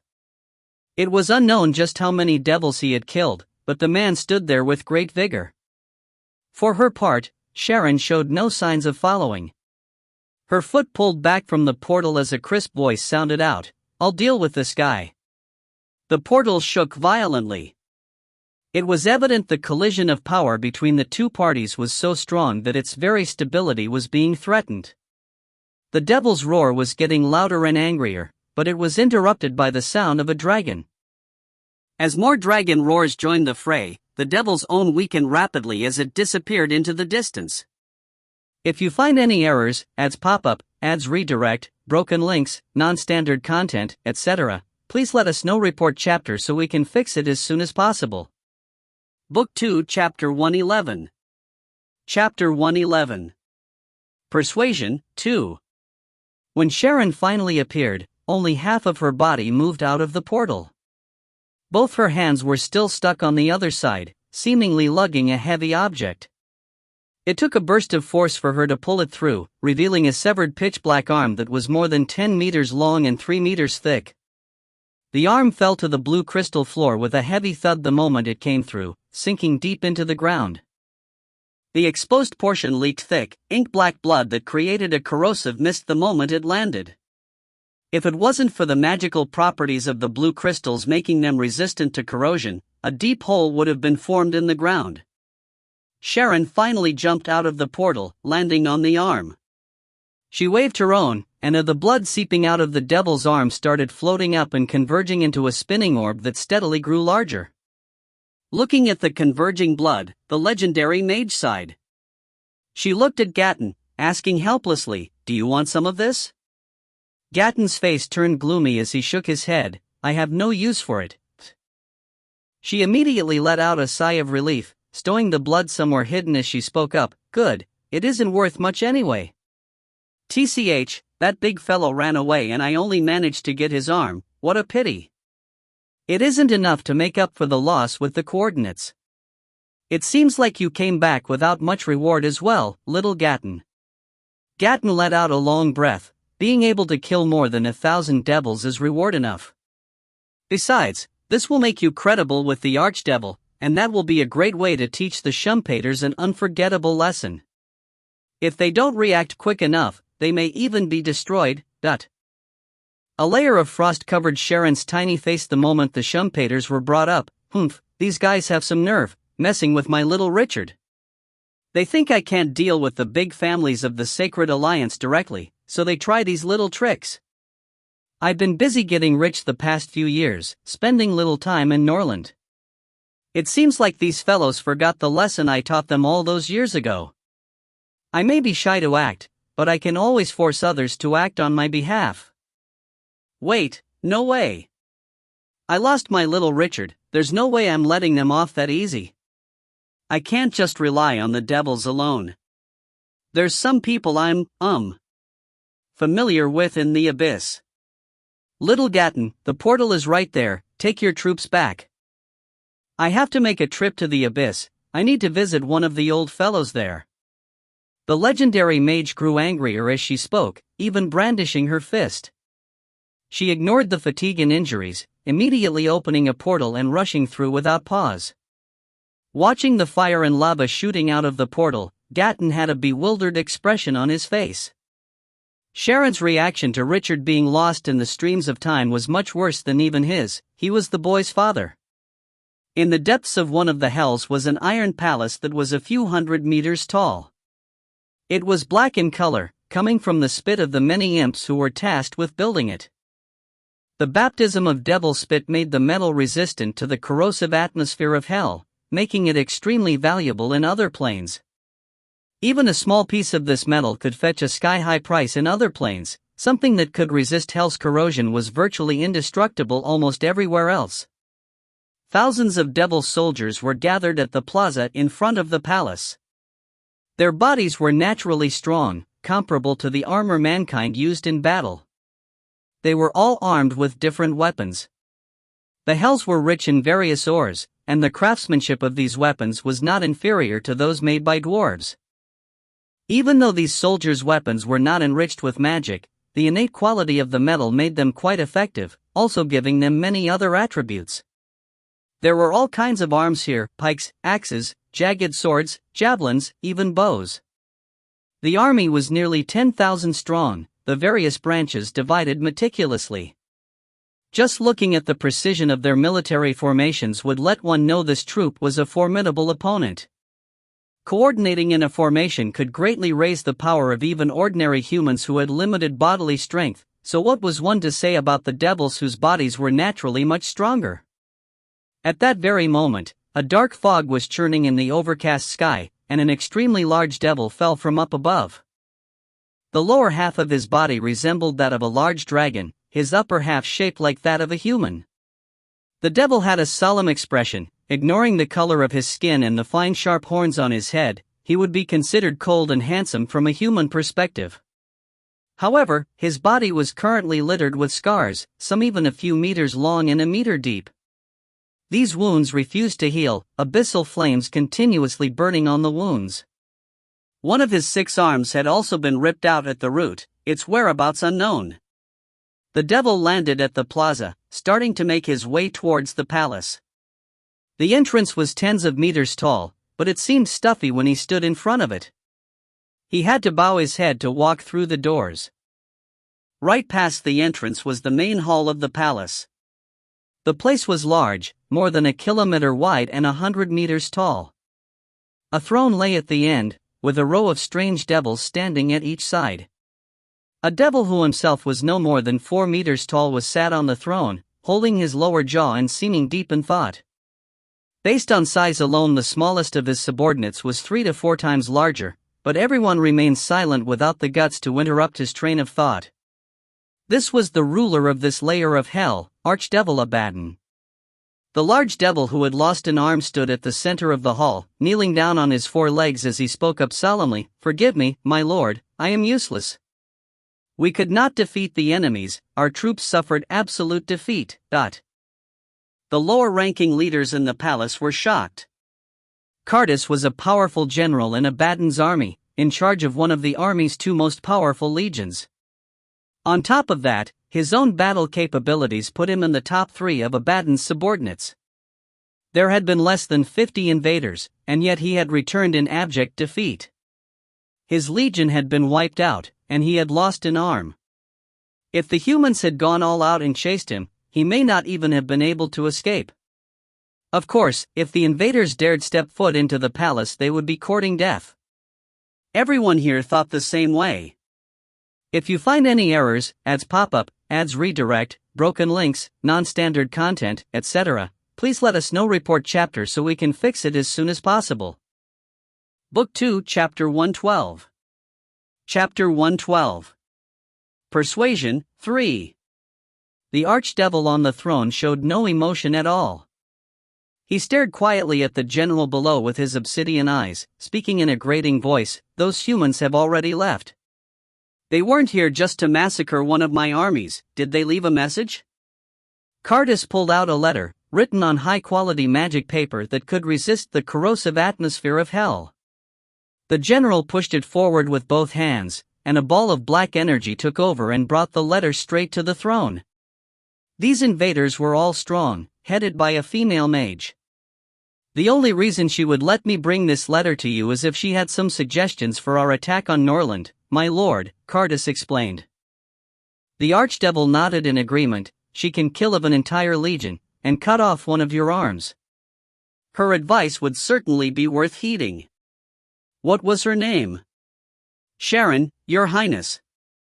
Sharon, the archdevil muttered this name several times under his breath.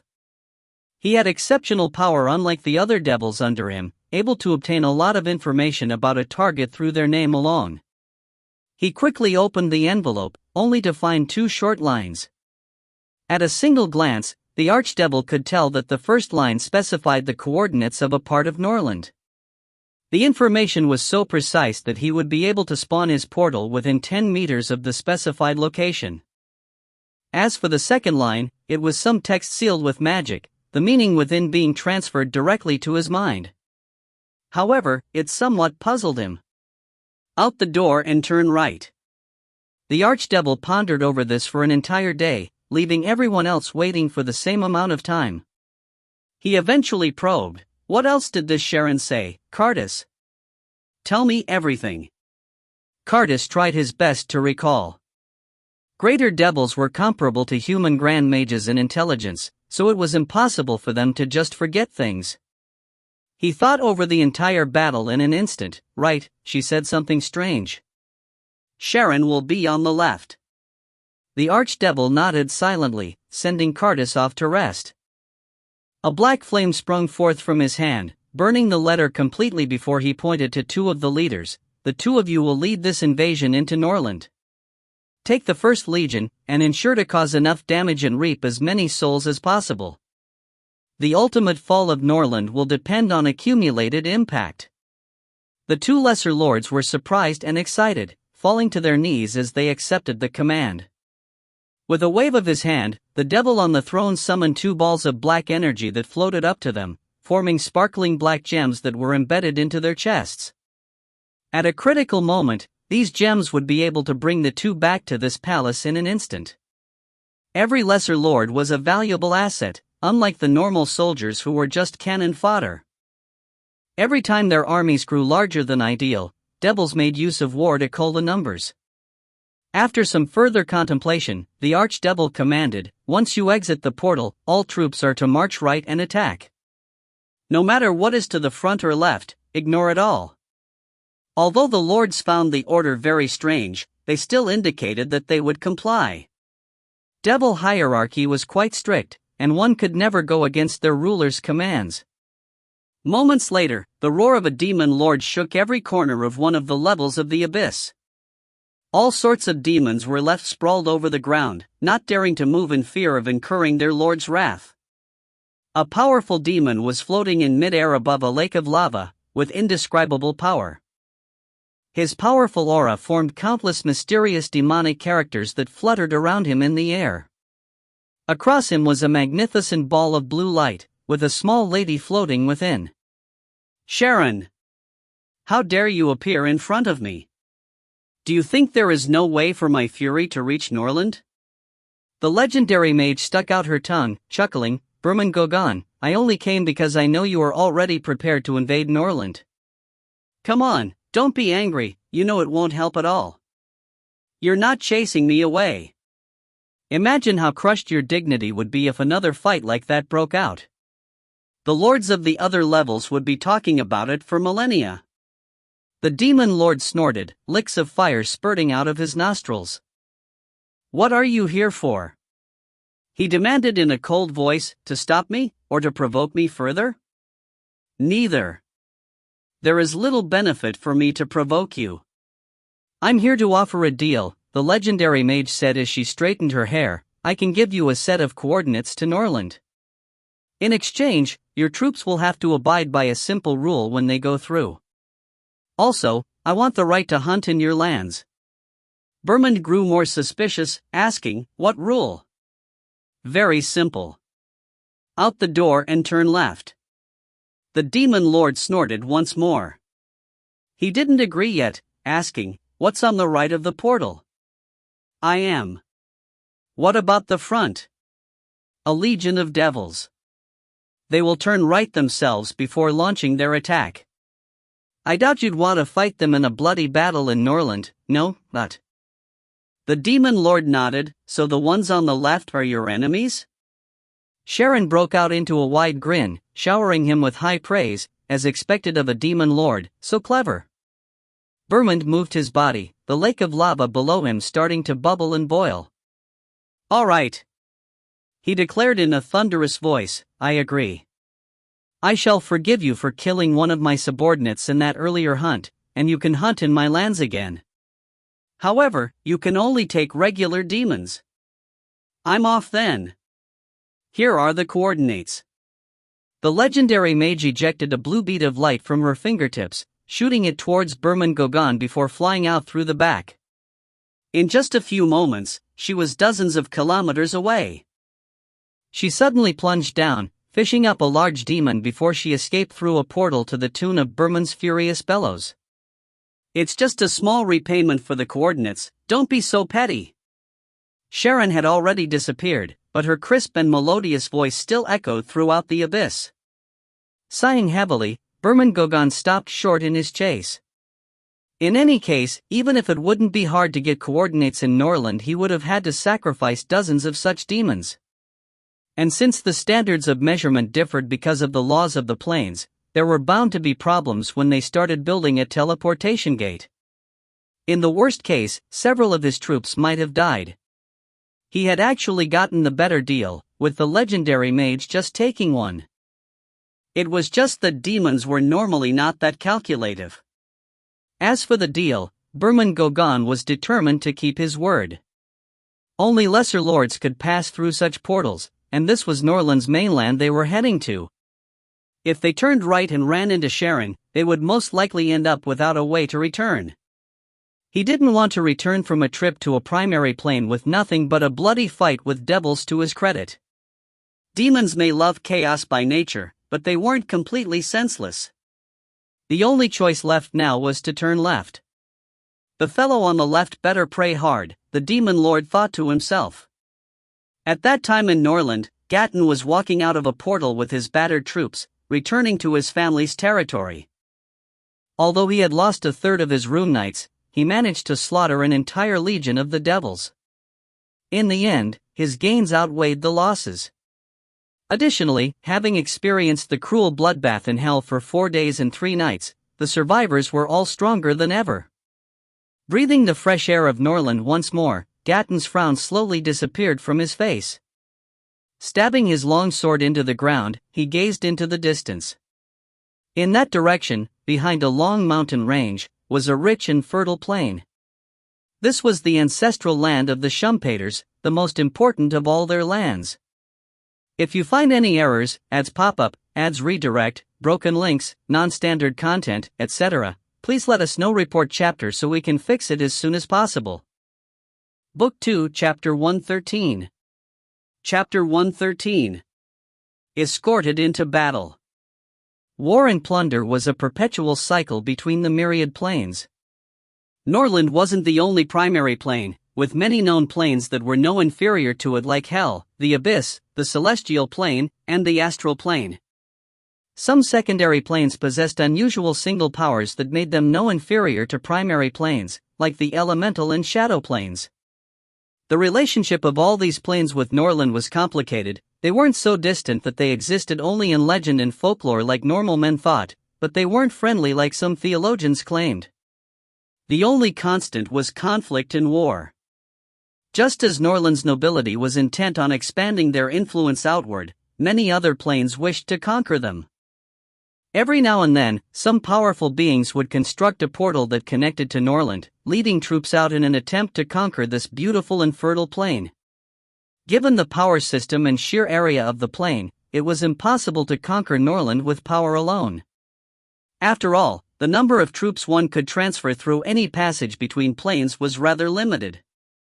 However, with enough numbers came a swathe of fools. There were always some hot-headed powerhouses from another plane attempting to launch attacks on Norland, although they couldn't even conquer an earl's lands with the meager armies they managed to send. Such invasions took place practically on a daily basis. Norland's gods didn't issue oracles for this at all, or any other form of warning either. After all, the number of invasions was just too large. Even if they weren't fed up with it, they had limited followers and resources. As for the invaders, their fate was very simple. Since Norland itself was constantly embroiled in war, it made no difference whether the opponent was an enemy from this plane or from another. Invaders were actually far easier to deal with. Issues of politics, power balance, and family feuds were of no concern. With the Eternal Dragon holding a firm position, Norland's pantheon did not reign supreme like those on lesser planes did. Numerous legendary beings were always plotting to build up their own power, advancing to become demigods after which they would transcend. Who would want to worship these deities that weren't too far beyond them? As a general rule, the more powerful a plane, the lesser the status of the gods presiding over it. Those who transcended everything had no need for faith, like the Eternal Dragon or the rumored over-god. No matter what, the powerhouses of any primary plane had an extremely good understanding of the frequent visits from the abyss and hell. The founding emperor of the Sacred Alliance had even organized a military expedition so large it was unprecedented in history. The two planes themselves had launched countless attacks on Norland in the past, so Norland's understanding of them was quite thorough. Needless to say, all of these invasions had met a bitter end. Only formidable powers like greater devils and lesser demon lords managed to escape to their homes, with none of the average soldiers surviving the battle. However, these invasions didn't mean the rulers of Hell and the Abyss were foolish. They simply used these invasions to cut down the number of their lowest classes, at the same time drilling their troops. Only those who could survive the harsh environment of a planar war were valuable, qualified to join the endless war in the depths of the Abyss and Hell as the two planes vied for greater power. The Shumpaters had considerable reputation on Norland, at least in the human empires. Being one of the 14 families of Faust wasn't just a symbol, it actually held great advantages. The family got the chance to enter the Church of the Eternal Dragon much more often, the blessings they received exceeding expectations. A powerhouse having their life extended, coordinates of a new plane, formidable divine tools, these were all important to the ascent of a family. The Shumpaters had possessed high status for a long time, allowing them to accumulate an abundance of wealth and knowledge. Not only did they know how to breed the Bearguard Knights and their magical mounts, they also had a profound understanding of demons and devils. This extended beyond just their power system, including relevant information on more than 100 lords. They knew of the endless war, and the brutal relationship between the demons and devils. To them, this was all common knowledge. Marquis Riane, the highest authority of the Fjord of Longing, was naturally someone equipped with that common knowledge. Riane had become a saint 30 years ago. Although his individual ability was beginning to decline, his experience would not fade with age. If anyone wished to belittle this towering old man for his graying hair, they would surely pay a heavy price. At that moment, Riane was dressed in a magnificent suit of silver armor, exquisitely designed with a faint glimmer of magic radiating from it. Clearly, it wasn't just some flashy equipment without any substance. The Marquis also had an equally exquisite longsword in hand, it was magical equipment as well. Behind him were 10 rune knights and 30 of the Bearguard. With Sinclair having taken away half of the Bearguard knights, the fact that such a powerful force had been assembled this quickly showed how important the fjord was to the Shumpaters. Behind this troop were about 200 heavily armed knights, as well as 10 mages and thousands of elite infantry. Riane was well aware that the power of this army wasn't enough to wipe out the incoming devils, but he was still confident of withstanding their attack and turning it into a battle of attrition. He would make use of the extensive lands and complex terrain in the territory, fighting for time. As long as he held them off for a day, the powerhouses of the family would be able to rush over. These powerhouses were an army's soul. The Marquis' confidence came from the more than 20 clerics amongst his troops. Not only could they sustain the Rune Knights and Bearguard Knights on a large scale, but they could also inflict serious harm on the devils that came from Hell. Another part of his confidence came from the existence of the Arcarans nearby. Marquis Gatton's territory was adjacent to the fjord, and intel said the Marquis himself and half of his knights were currently in the territory. That force alone would be able to defeat the invading troops. Even if the devils were led by lesser lords, they could only exhibit less than legendary power in Norland. In the same vein, humans would lose some of their strength if they battled in Hell. Although the relationship between the two families was strained, there would be no difference in the attack of the foreign invaders. They wouldn't bother to differentiate between the Shumpaters rivers and the Arcaran jungles. The Shumpater troops were arranged in orderly formation, with Riane standing alone at the head. He squinted his eyes, already noticing the spacetime warping in the region. He knew that the passage from Hell would open up soon, involuntarily tightening the grip around his sword as he felt like he could smell the rancid odor of the devils. Across the vast field, the Arcaran troops could be seen entering the battlefield from kilometers away as they gradually spread out. There weren't many of them, less than 500 in total, but Riane could feel several extraordinary auras amongst their ranks.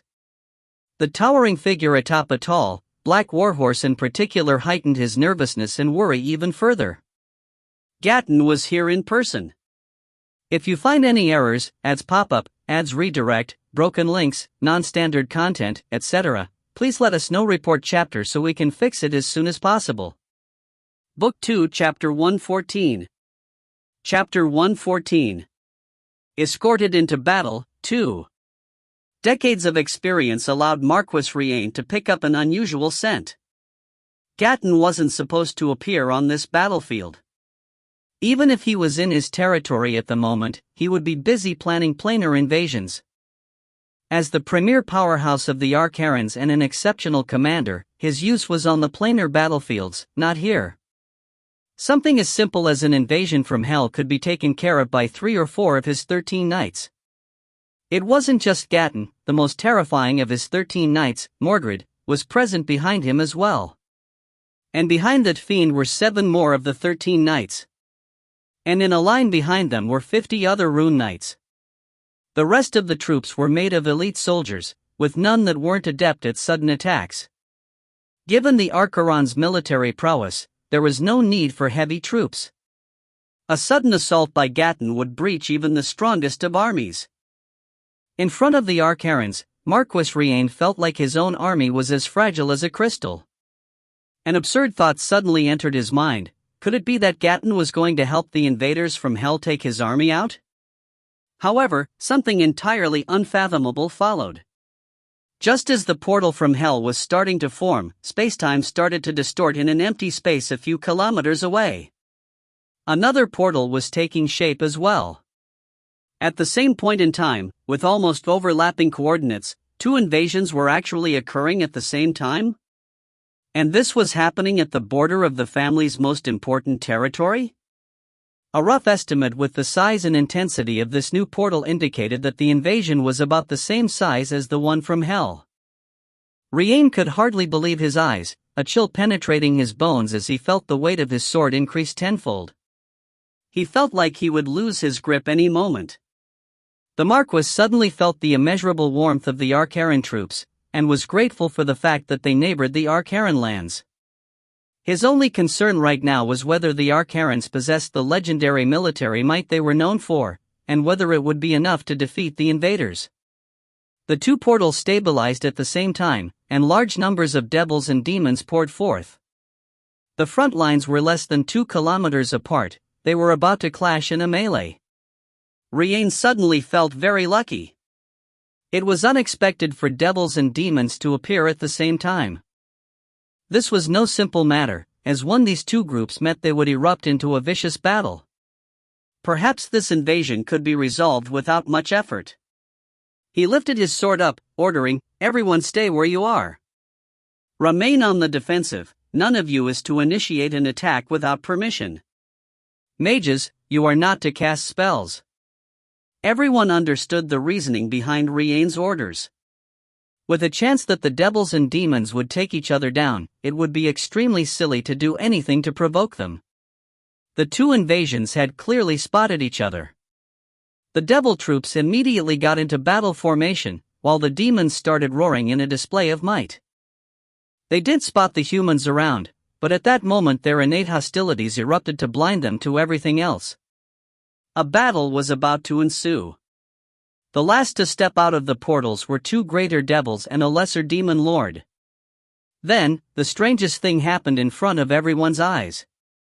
Seeing the demons, the 2 greater devils started emitting a strong aura. However, they merely stared menacingly at the demons before waving the weapons in their hands, giving out multiple orders. The organized devils then turned to the right, marching forward. The greater devils had been ordered to turn right the moment they left the portal. They weren't daring enough to ignore their lord's orders, so even though there were demons right up ahead, they resolutely followed their orders. The demon lord, for his part, was startled. However, seeing the devil's actions calmed him down, Berman's order ringing clearly in his mind. This was an order that could not be disobeyed. Even though his innate nature egged him on to rush forward and kill, there were 2 greater devils in front of him. Starting a fight with them would not result in anything good. He unwillingly looked towards the right, and the unmoving Arcaran men made him feel nervous. Eventually, he realized there was no other choice but to abide by Berman's orders. That would be the only way to keep his life once he returned. Sharon was also apparently towards the right. That fact alone was sufficient to leave him trembling with fear. Even though he didn't see her, this demon lord firmly believed that the lady who instilled so much fear in his kind was definitely hiding somewhere. He eventually let out a thunderous roar that echoed throughout the battlefield. The demons hesitantly changed direction one by one, but a few of the fiercer ones couldn't hold back their urge to advance towards the devils. This agitated the demon lord, and he leapt on top of a few of them. 2 of them were crushed under his feet, while another was torn to shreds. He then grabbed 3 more and threw them towards the left, in the direction of Marquis Riane. Out the portal and to the left, never look back. This was the order Berman had given him on his life. The ground started to shake as black mist and raging flames mixed to form dark clouds that pressured over the Schumpeter territory. The demon's roars were akin to a sudden clap of thunders, while the devil's solemn silence was suffocating. With a clang, the magic sword fell from Riane's hand. The Marquis was completely unaware of that, his mind completely blanked out. He had completely forgotten to pass down any orders, stunned by the inconceivable sight in front of him. Nobody could have imagined that the demons and devils would charge at them, side by side. If one looked from above, the 2 armies would look like 2 rushing streams of the same color. This pair of adversaries who'd been evenly matched in the endless war took the chance to showcase their military strength. The demons didn't have formations or strategy. They just rushed forth towards every obstacle they saw, until every living being in the region was torn to shreds. Conversely, the devils were a neatly organized army. The 2 greater devils were capable and qualified commanders, fiercely leading their troops' assault. In the coming days, the armies from the abyss and hell would forge ahead side by side, none faster than the other. They occasionally dispersed and gathered back together, although they never came within a kilometer of each other. No conflicts of any kind occurred between them, creating the false impression that the endless war was but a myth. This strange event caused a huge blow to the Schumpeters. They quickly organized 4 lines of defense, but each was made short work of. When more than 1,000 soldiers had been slain, they had no choice but to give up on reinforcing the Fjord of Longing. They reluctantly gave up a significant plot of fertile land and a few valuable ore mines, gathering over 3,000 soldiers at the core of their lands. They spent all the magic crystals they had in stock, building 2 portals that pulled their elites back from planar wars. This was the only way they managed to put up a fight. All this time, the Arcaran troops followed the invaders while maintaining a comfortable distance between them. They didn't stray too far away, but they didn't take part in the battle either. The demons and devils turned a blind eye to this, remaining fixated on a ferocious charge towards the Schumpeter troops. If you find any errors, ads pop up, ads redirect, broken links, non-standard content, etc., please let us know. Report chapter so we can fix it as soon as possible. Book 2, Chapter 115. Chapter 115. Escorted into Battle, 3. The final battle occurred at a seaside harbor near the Fjord of Longing. With nowhere to run, the Schumpeters gathered all their remaining troops and began a desperate, bloody battle with the demons and devils. With the 3 powerhouses on the invading side competing with their own, the battle ended with no winner. The demons and devils had only 100 or so warriors left, of which a dozen had successfully leveled up. More than half of the Schumpeters' army was wiped out, with the rest retreating into the harbor and preparing to defend the city to their deaths. The Schumpeter family still had a few garrisons in other territories awaiting orders, and the core of the family in Faust had been locked in heated debate for a while whether they should reinforce, yet to come to a decision. However, the war came to a screeching halt as the 3 lords who had completed their tasks took those who had advanced and returned to their own planes. Those that were abandoned would continue fleeing within Norland, soon to be completely exterminated. Gatton watched as the 2 parties disappeared into portals from a few kilometers away, only then waving his arm to have his subordinates turn around and return to the family's lands. At the harbor, Marquis Riane was watching the scene from atop the tallest watchtower, laughing miserably as he huffed out a long breath. Those at his side all heaved a sigh of relief when they saw Gatton leave. Their fear of the Archerons exceeded their fear of the devils and demons. Although he hadn't yet made a move, Gatton decided to go back anyway. The Shumpaters here had been thoroughly destroyed, and he could follow up with legal ways more conveniently as he eroded their power. Were he to attack them now, he would be condemned by almost all of human nobility. Watching on without lifting a finger to help was one matter, but taking advantage of this situation would cross a bottom line. It would give an excuse for the Shumpater family's allies to intervene. Even the Shumpaters knew that, but who could be sure when it came to the Archerons? The entire family was known for their lunacy, and every move of theirs was unpredictable. At that moment, a young man from a branch family asked with puzzlement, "What did those damned Archerons want if they weren't going to fight us or the invaders? Were they just here to have a look at the fjord?" Nobody could answer his doubts, but these words were like thunder as they rang in Riane's ears. "Damn it!" The old man cried out involuntarily. Dragon Mage Lena was in that team. "The Archerons know the coordinates of our family planes."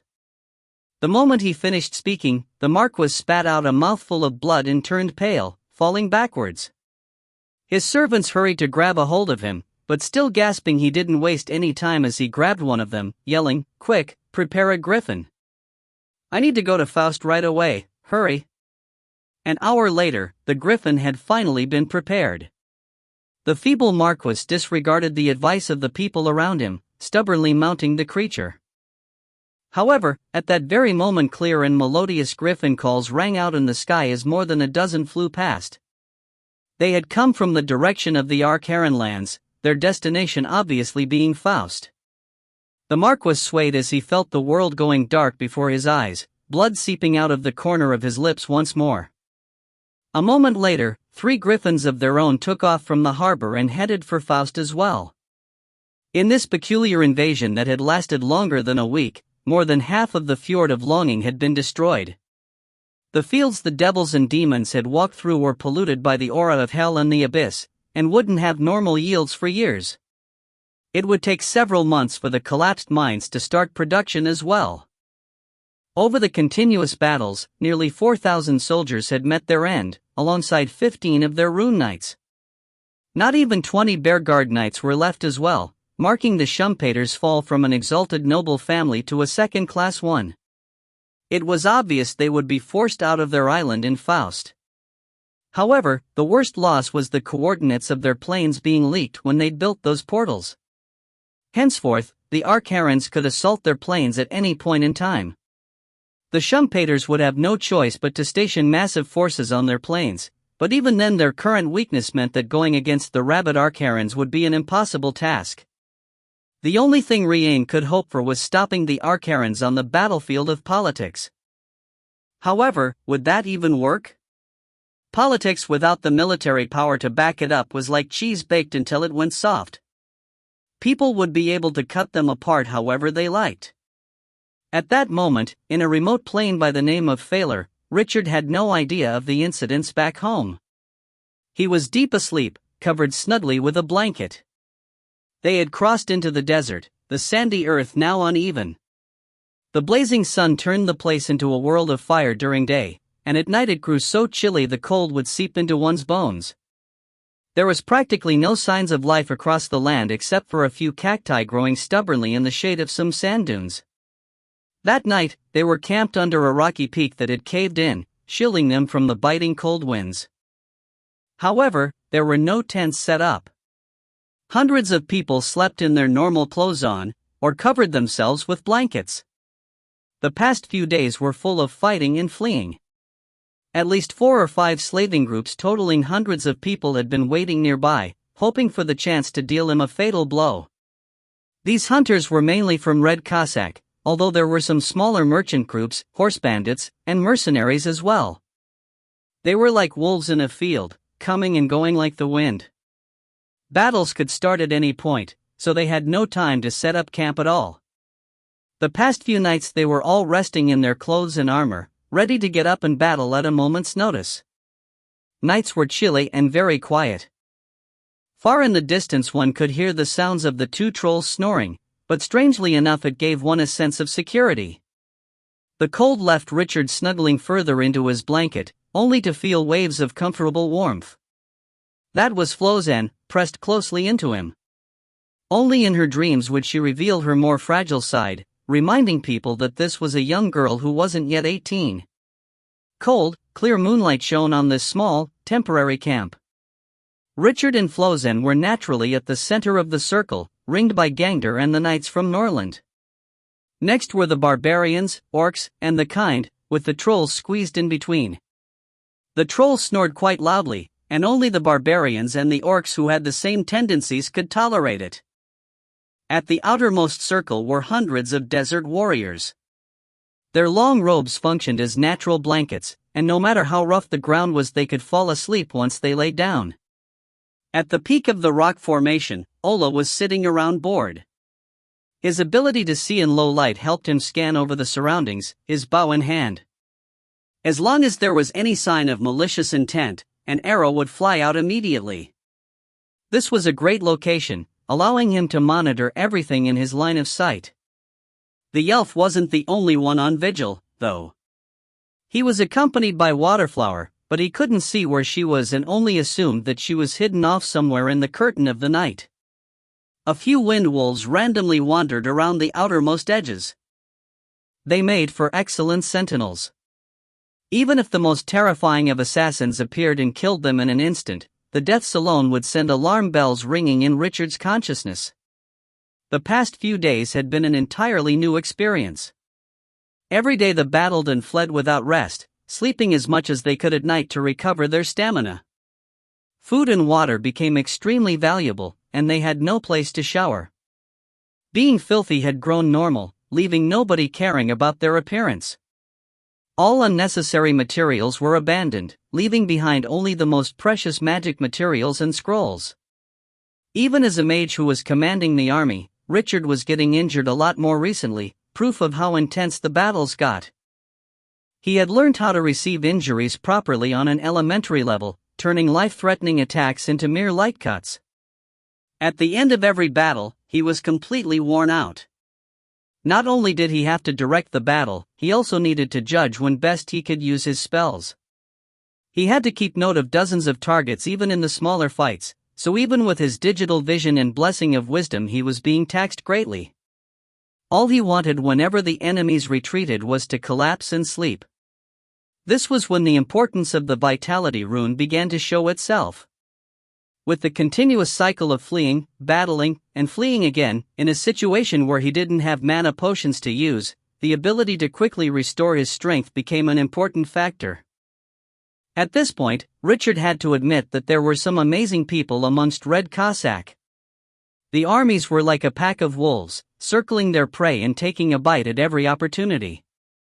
The moment he showed an opening they leapt forward and tore off flesh, leaving a dripping wound behind with every attack. Whether the attack succeeded or not, these attackers immediately retreated. They never kept up the fight. If you find any errors, ads pop up, ads redirect, broken links, non-standard content, etc., please let us know. Report chapter so we can fix it as soon as possible. Book 2, Chapter 116. Chapter 116. A Murderous Dream. The pack was growing by the day. New bandits joined every once in a while, and it soon had more than 4,000 men. A lot of the new enemies were horse bandits that were unafraid of death, easily mobilized to serve other functions. And while there weren't as many slavers, they all were far more powerful individually. Everyone who managed to survive in the bloodstained lands had their own set of skills. A strong killing intent permeated the serene night. However, everyone was still sleeping very soundly. After countless battles of life and death, they had come to trust their comrades. A good rest was key to survival, so they let their worries go and caught up on much-needed rest. The chilly weather left Richard snuggling into his blanket more and more. He furrowed his brows, looking to be in the midst of a tumultuous dream. And dreaming he was. For a mage that had a considerable foundation in meditation, this was a very rare event. Inside the dream he saw himself riding a warhorse, gazing into the vast mountains and rivers ahead of him. He was in the Schumpeter family's lands, with that of the Josephs across the river bank.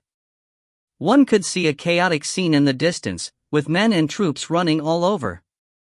They were fleeing from a city, forming streams of humans that were trying to escape. One could see groups of knights emerging from the villages and towns nearby, merging into a steady stream of soldiers that assembled in front of him. This stream seemed to be endless, new knights appearing every once in a while to join the enemy formation. Their origin was unknown. He could sense that more knights would gather as he waited. He thus raised his arm, ordering the attack. 2 battalions suddenly split off from the army behind him, hurrying to flank around the opponent.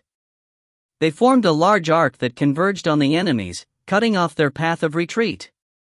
He was giving out command after command. 2 more troops charged towards the opponent's flanks, following which the infantry behind him inched forward and crushed the enemy in. The archers had already knocked their arrows, letting go at his command to launch a rain of arrows that hit the enemy formations with complete accuracy. However, the archers were actually kilometers away from the enemy. How even did the shower of arrows reach his opponent? Even Ola did not possess such skill, the ability reserved for elven great archers over rank 15. Richard looked inquisitively behind him, seeing rows of elven archers of huge status on the plains behind him. These elves were an entire third larger than normal. It was said that elves grew in size when they became archers, their strength and endurance increasing greatly. This was quite similar to demons. One only needed to look at a demon's physique and stature to judge their power. However, Richard didn't understand what was going on. Since when had he acquired so many elven archers? Despite his inhibitions, his subconscious mind linked to them just like he was to the broodmother. Richard continued to set their targets, thousands of arrows penetrating into a small portion of the enemy's left flank. Another volley rained forth, traveling over 1,000 meters and blanketing an area. Every enemy there was instantly wiped out, hundreds of knights collapsed to the ground, creating a hole in the enemy formation. A split second later, he saw thousands more arrows pierce through the skies. He took a glimpse behind him, realizing that each archer had 3 arrows nocked instead of 1. He had no time to marvel at the technique, however, his subconscious mind had already contacted the soldiers on the left flank, adjusting their directions to have them spear into the hole in the enemy formation. However, the moment he issued the command, he realized the warhorses of the enemy knights had warped into enormous earth dragons. He looked at the infantry that was inching towards the opponents, realizing they were growing inch by inch with every step they took. By the time they were close enough to engage in the melee, they had become huge, malevolent demons. Roars echoed in the sky as giant dragons flew out, hovering in mid-air as they awaited his commands. Across the field, the escaping commoners transformed into giant knights that charged towards his troops in an attempt to outflank them. He was stunned, immediately ordering a change in formation as he reinforced the offensive. However, it was too late. Both parties had already charged into each other, creating a strange scene. When the opposing troops were attacked, the knights transformed back into commoners that collapsed in a bloodbath. Richard felt nothing for this, his conscious mind in a whirl as he sent out new commands every few milliseconds. However, both armies now had more than 100 battalions in the fight, and he began losing sight of the whole picture. His head was throbbing so much he felt like it would explode at any minute, but Richard could only grit his teeth and continue. Just as the battle entered an impasse, the sky began to darken as color seeped out of the entire world. Eventually the dream was in black and white, the soldiers halting their movements as everything blurred into everything else. Countless shadows formed numerous nightmare creatures, so many that they were impossible to count. All these creatures started hurling themselves towards Richard, leaving his vision full of talons and tusks. Whoosh, the sound of wing parting was audible as Richard flipped through the air, sitting up. It was only then that he realized everything was just a dream. However, the dream had thoroughly exhausted him, as if he really had commanded an entire army in an endless battle. A gush of cold wind flew past the area, the piercing cold causing him to shiver. This made him realize he had broken out in cold sweat during the course of his dream. His clothes were completely soaked, and the endless gusts of wind grew extremely unbearable. It took him a few deep breaths to regain his composure, but just at that moment he suddenly felt faint tremors in the ground. He sprawled down immediately, putting his ears to the ground. His senses were heightened at that moment, and he realized that the ground was shaking harder and harder by the second. He instantly leapt up like a flying fish, shouting at the top of his lungs, "Incoming! Everyone, get up!"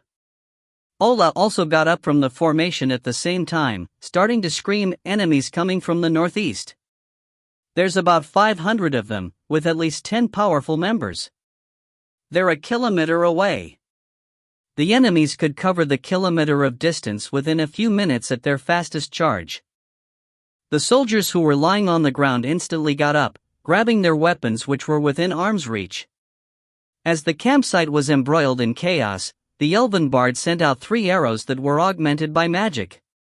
They flew out more than 500 meters, sending 3 of the knights at the lead off their horses. However, with the hundreds of soldiers charging towards this place, these were like small ripples in a raging river. They wouldn't matter in the grand scheme of things. The surviving wind wolves charged off the rocks, plunging into the front lines of the enemy to engage in close combat. 6 or 7 more knights fell off their horses with blood-curdling shrieks, crushed by the oncoming stampede. If you find any errors, ads pop-up, ads redirect, broken links, non-standard content, etc., please let us know. Report chapter so we can fix it as soon as possible. Book 2, Chapter 117. Chapter 117. An ambush in the dark. Once they unleashed their wind blades, the wind wolves fell back to the rock formation and returned to position. They looked towards the sky, letting out desolate howls. 10 or so of the wind wolves were marked with special colors that glowed in the dark. This allowed the chaotic camp to quickly enter formation, as the half-orcs, barbarians, and desert people found their respective wolves in conglomerate around them. The entire army assembled quickly into battalions, each led by a knight. The knights would command the troops, while the wind wolves showed them their targets. Even as the troops were finding their positions, Gangder and the 2 trolls started roaring in anticipation of the incoming cavalry. Their immense strength allowed them to be fearless in the face of the opposing horse bandits who were below level 10. The axe in Gangder's hands glowed with magical light. It was taken after Skiddick had been killed. As long as one could keep the axe above ground level, they could easily split apart the oncoming riders.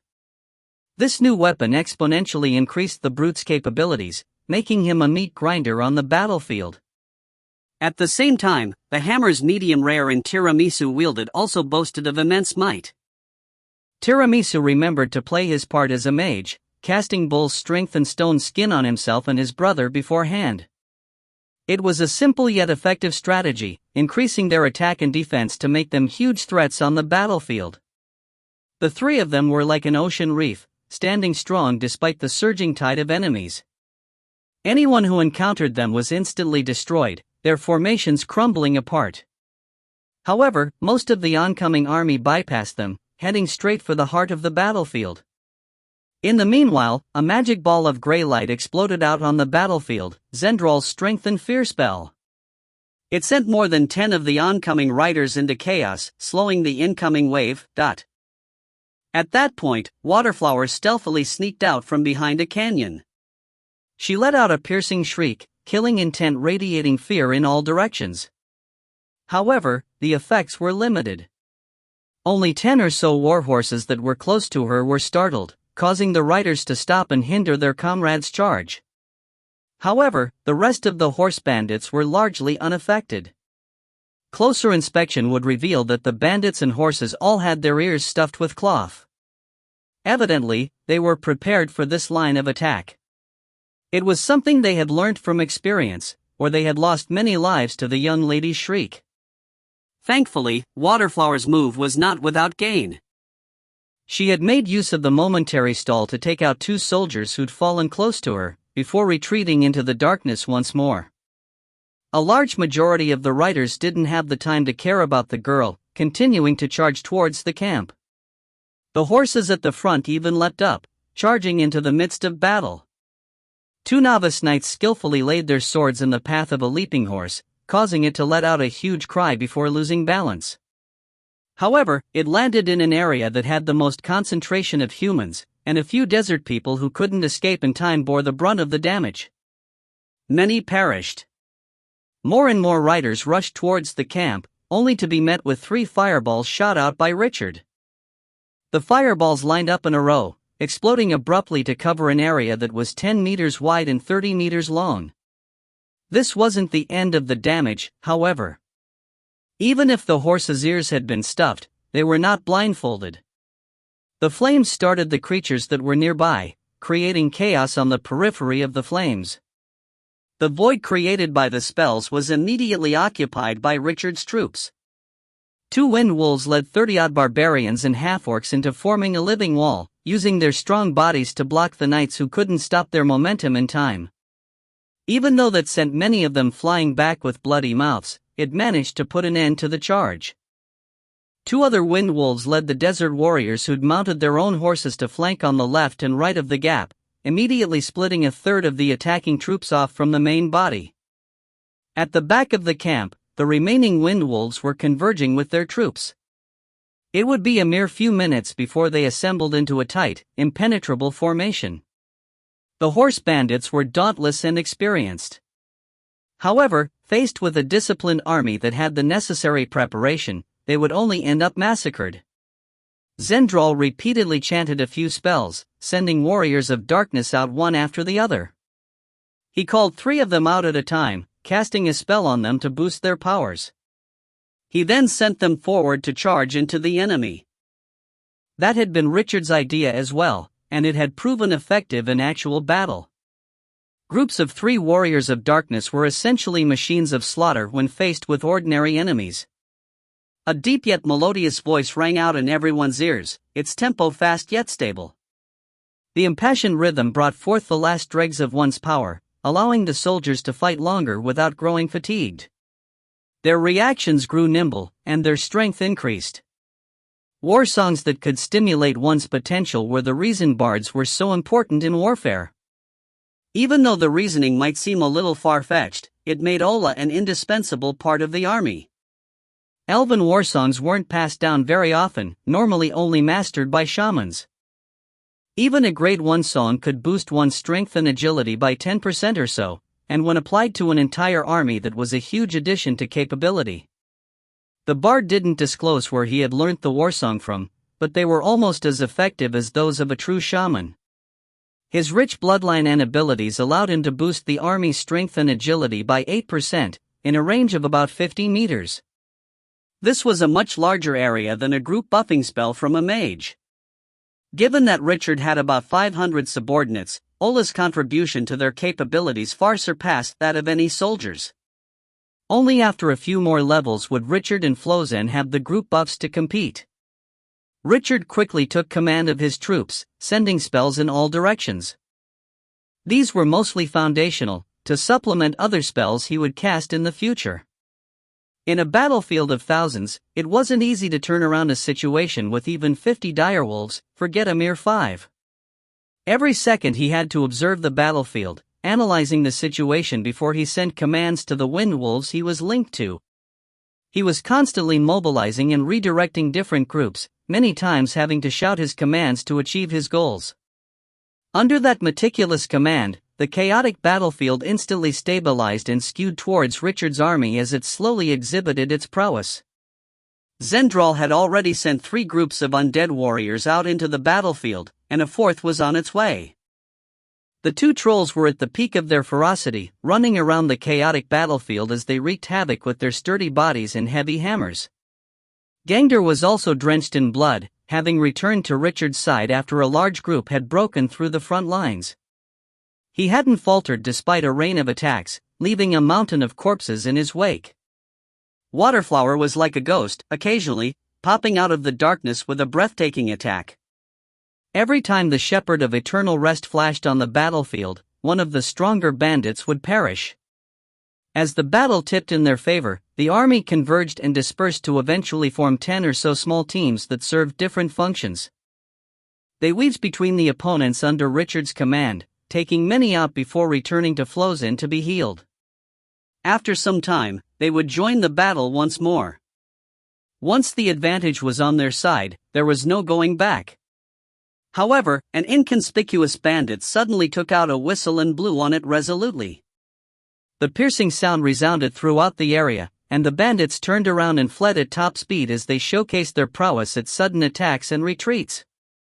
Only 10 or so of them lagged behind, and they were quickly attacked and kicked off their horses. Once the battle came to a close, Richard could estimate the losses on both sides without even inspecting the battlefield. The 500 bandits had left behind 100 or so corpses, with more than 10 heavily injured warriors that would soon be put to death. On their side, a little more than 10 people had perished, most of them desert warriors. There were also 60-odd injured soldiers, mostly barbarians and half-orcs.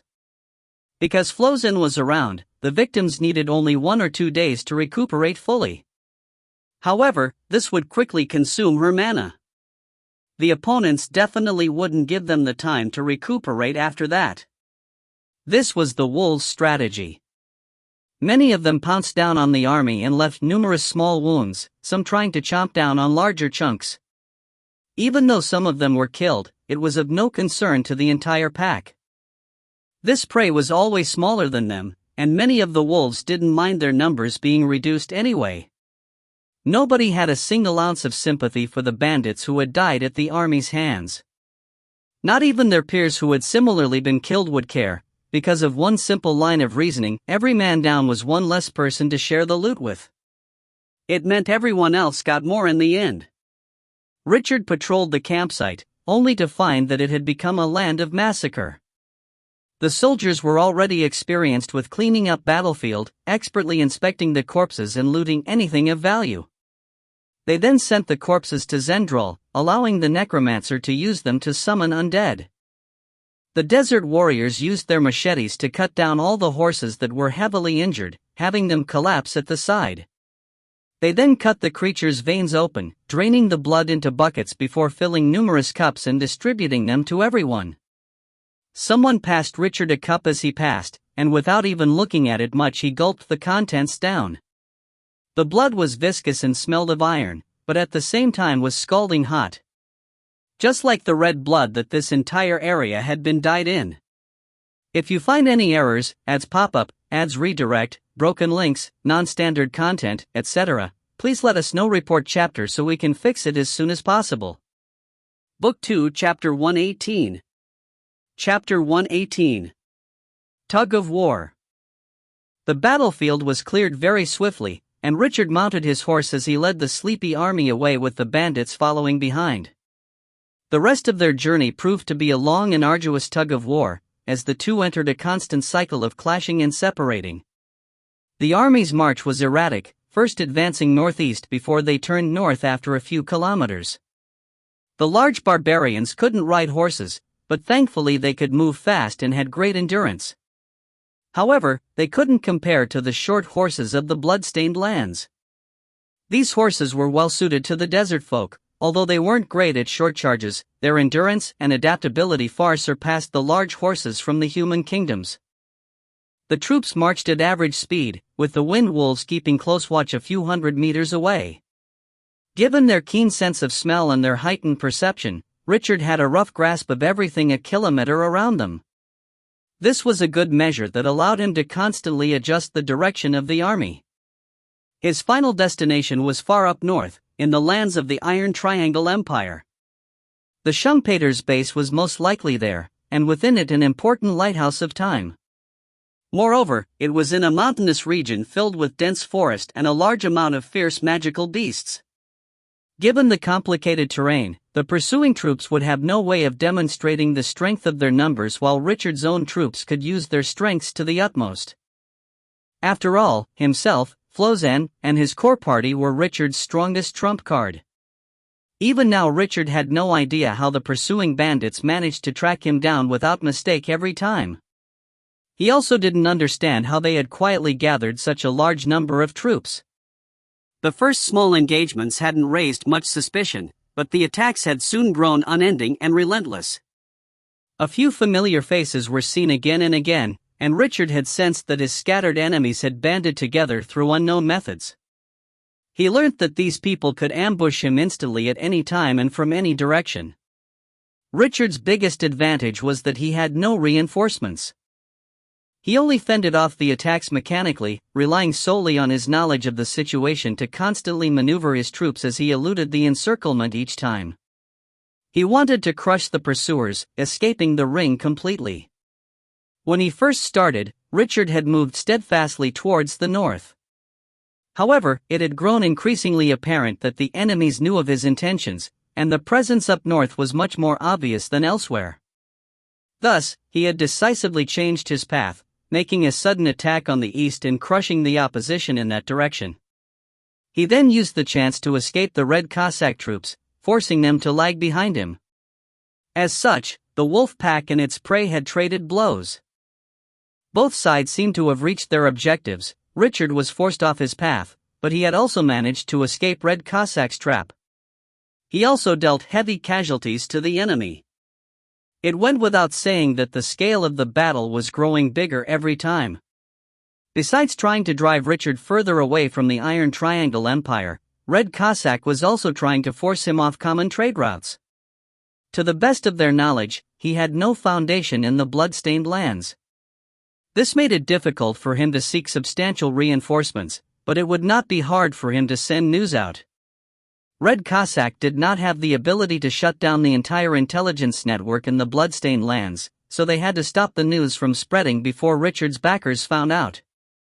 Killing this arrogant joker who dared to challenge their prestige wasn't worth it if the hunt ended in a war. Realizing their intentions, Richard had immediately worked to do what he could to stay on common roads. Even if he couldn't hit the main road, he tried to ensure that he hit all the smaller routes he could. Of course, he didn't have any information to convey, but he could use it to control the enemy's deployment. It also meant the occasional addition of manpower and supplies. He passed 2 small caravans in his travels, quickly persuading them to give him their supplies and guards. Red Cossack was hot in pursuit behind him, and if they were spotted they would inevitably be wiped out. Such things were quite commonplace in the bloodstained lands. The large slaving groups often moonlighted as horse bandits. Despite constantly losing men, Richard still had almost 500 soldiers under his charge. If soldiers were ore, war was the best of furnaces. Some of the ore became strong metal under the flames, while the rest would become waste. Of course, waste in the bloodstained lands was corpses. As they continued to head north, Richard was quietly analyzing his military strength. Altogether, an army of 821 had fallen down to 460. However, the ones who survived had grown to be cool-headed yet fierce warriors. As for him, his reward for the constant outstanding leadership was that his blessing of wisdom had advanced by a level. There was little difference between the new grade of blessing and the old, the only enhancements being to his thinking speed and memory. In essence, he now had near photographic memory and could process much more of the information he was acquiring. The originally messy formations had grown much more organized, and his orders were now faster and clearer than ever. Consequently, his control of the battlefield had reached new heights. An army of a few hundred soldiers was the best Richard could ask for at the present moment. It would allow him to perfectly display his commanding prowess. However, a clear train of thought and reaction was one thing, but drawing accurate conclusions was another matter altogether. Accurate strategic decisions had little to do with processing ability. The boost to the blessing only allowed for a smaller number of errors made in a hurry. Even so, the effects clearly showed. The army had completely grown used to Richard's command at this point, gelling together to form a cohesive unit. Just like during the earlier surprise attack, the troops would be prepared very quickly to form an invincible battlefront. This group of warriors from different races and backgrounds had been tempered, transformed into well-oiled machines that destroyed enemies at an alarming rate. About 100 kilometers behind Richard, a train of carriages was making its way through the desolate desert. This was no regular caravan. There were a few scarlet-red carriages in the midst that ferried passengers, with an unassuming yet luxurious carriage that was drawn by a huge horse. The carriage's four wheels were enhanced with shock-absorbing magic, making the rider feel like they were floating over even the most bumpy of roads. Even if one were to ignore labor, the materials of the carriage alone were worth tens of thousands of gold coins. It definitely wasn't just for comfort over long journeys. It was actually a magical war carriage, used to provide a quiet and stable environment for mages during journeys to allow them to recuperate their mana. The interior of the carriage held a magic circle that could be activated with magic crystals, boosting the results of meditation. The powerful mages of Norland had no need for such vehicles, while great mages and the like were too poor to afford one. Only in Failure, where mages had unusual status, did such things appear. Were Richard to see this, his perspective as someone from the Deep Blue would naturally allow him to discern its true use. It was something that allowed the mage to boast of their wealth and status. If you find any errors, ads pop up, ads redirect, broken links, non-standard content, etc., please let us know. Report chapter so we can fix it as soon as possible. Book 2, Chapter 119. Chapter 119. Salwyn. Inside the war carriage was a mage who looked to be more than 30 years old. He wore luxurious robes that had strong enchantments, while his long white fingers had 3 rings with large rubies embedded in them. The constant magical glow was proof enough that these were magical artifacts, and undoubtedly premium products. The man himself was handsome with impeccably groomed facial hair, his demeanor radiating a sense of calmness and unbelievable confidence. The interior of the carriage was extremely big, with a bed, table, and 2 cupboards. There were 2 beautiful young apprentices seated nearby. Although their standards as mages weren't high, their purpose was not battle. They acted as the middle-aged mage's assistants, managing his messy documents and reports, and when required utilizing their youthful bodies to help their master relax. A large map was pinned onto the wall, covering the entirety of the bloodstained lands with extreme detail. It was 10 times as accurate as the rest of the maps Richard had seen put together, not just containing information on inhabited regions like oases and streams, but also about the distribution of power in different areas and the zones where slavers operated. Regional specialties, slaves, agricultural produce, ores, they were all clearly marked. Such a map had immense value. It had slowly been drawn up and refined by Red Cossack at the cost of innumerable gold coins and countless lives. At that moment, there was a knock on the carriage. Getting the mage's permission, an experienced warrior opened the door and passed several reports over to the 2 apprentices, who opened the envelope and passed them to the middle-aged man after some inspection. The reports were quite detailed, densely packed into 3 pages. However, it took a mere half-minute for the mage to scan through everything and grasp the crux of the situation. Saul's cavalry suffered heavy losses. They lost 112 soldiers while killing 30 enemies, with almost 100 soldiers. Arg, this fellow isn't telling the truth. The enemy should only have sustained half the damage he's reporting at most. The mage stood up from his table, making his way to the map. Performing some quick calculations, he used a magical pen to draw an outline of the battlefield, filling in numbers. He then knitted his brows, deep in thought. The inside of the carriage had gone quiet. The 2 young ladies consciously slowed their breathing, trying to avoid disrupting the mage's reflections. They were perfectly aware that the esteemed Selwyn hated being disturbed while he was thinking. In Failure, Grand Mages were mostly level 16, with some exceptions at level 15. Anyone who could discharge powerful grade 8 spells had a qualitative leap in battle capabilities. Correspondingly, the title of Great Mage was granted to those at level 11, who could cast grade 6 spells that could hurt groups. That was the point at which mages started showing their prowess in a small battlefield. In a battlefield of 1,000 people, even if they weren't useless, grade 6 spells couldn't significantly affect the outcome of a battle. However, this did not affect the high status of a great mage. Mages weren't nearly good for the tasteless art of murder. Their main ability was in the production of powerful magical artifacts. Besides, any mage who had lived a lone life could not be looked down on.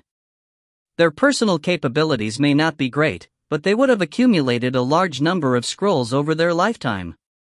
Even in Norland, the mages of a fortress had so many scrolls they were the biggest powers on the battlefield. Even though Selwyn was a level 12 mage, his status outside of that was much higher, something quite uncommon in Phalar. He was a prince of the Iron Triangle Empire, famed for his strategic abilities. For someone so reputed to be commanding the Red Cossack troops in the Bloodstained Lands, the Empire would go into an uproar if news got out. He quietly performed some calculations before drawing a line on the map, indicating that the enemies would flee northeast from the battlefield. He then drew 3 arrows, indicating the possible directions of escape. He also made an obvious mark on the northern arrowhead, something that would greatly shock Richard if he saw it. The route this mage had marked was almost exactly the one he had chosen to take. There were 10 wolf heads on the map surrounding this route. All of a sudden, the number of bandits sent out to capture Richard had now increased to 5,000. This was an extremely formidable force, but with the speed of Richard's army he managed to escape the encirclement time and time again. Moreover, the terrain of the Bloodstained Lands was vile and complicated, with other powers scattered all over forming an additional obstacle. There were some camps that Richard wanted nothing to do with, and it wasn't feasible for Red Cossack to destroy every force they saw. Selwyn took out a piece of paper, writing down the latest casualty counts on both sides. Needless to say, some adjustments needed to be made for the inflated number of deaths on Richard's end. Once he was done updating the numbers, a shocking ratio showed itself. Red Cossack had lost 2,300 men, while Richard had lost only 310. This nearly 8-to-1 ratio was extremely shocking to witness. It was clear that these armies were not of similar capability. Selwyn was well aware that there were no level 12 warriors in Richard's army, and yet he'd sent 1 or 2 such men as the commander of each wave. He had superior numbers, stronger warriors, and endless battles to tire Richard's troops out. Yet, even then the result was this lopsided. It was something he found unbelievable. Looking at these numbers, one would think Richard was the one chasing, not him. Selwyn was aware that Richard had priests and mages on his side, but he assumed the few he had wouldn't make a great difference to the outcome of the battle. Besides, a bulk of his army was made of desert warriors and barbarians. The capability of slave armies had been documented countless times in history. Selwyn himself was confident in killing 1,000 desert warriors with a few hundred elites. However, the truth that was in front of him toppled his acknowledgement of customs. Most of Richard's losses were slaves, and still he'd been hurt far less than the theoretical minimum. The core of Selwyn's strategy was to put a constant pressure on Richard, attacking relentlessly until his enemy was pushed to the limit. The battles would slow the fleeing army down, and eventually his encirclement would be complete. That would allow him to use his powerful forces to decimate Richard's troops. However, despite the uneven numbers, he didn't hit his 2 main targets. He was still engaged in a game of cat and mouse. As such, he had come to conclude that Richard was a gifted tactician. Fighting him with equal numbers in a battlefield was as good as committing suicide. Despite all those thoughts, though, Selwyn still stroked his beard as he happily muttered to himself, "This Richard is a rare opponent. Even that old joker Rislin couldn't have managed such a thing in his younger days. However, you've met your match with me, just blame your luck. Let me teach you a thing or two about the difference between strategy and tactics. You can win a few more battles, the more you win the closer you get to death. You want to escape to the mountains? Good, then the mountain range will be your grave.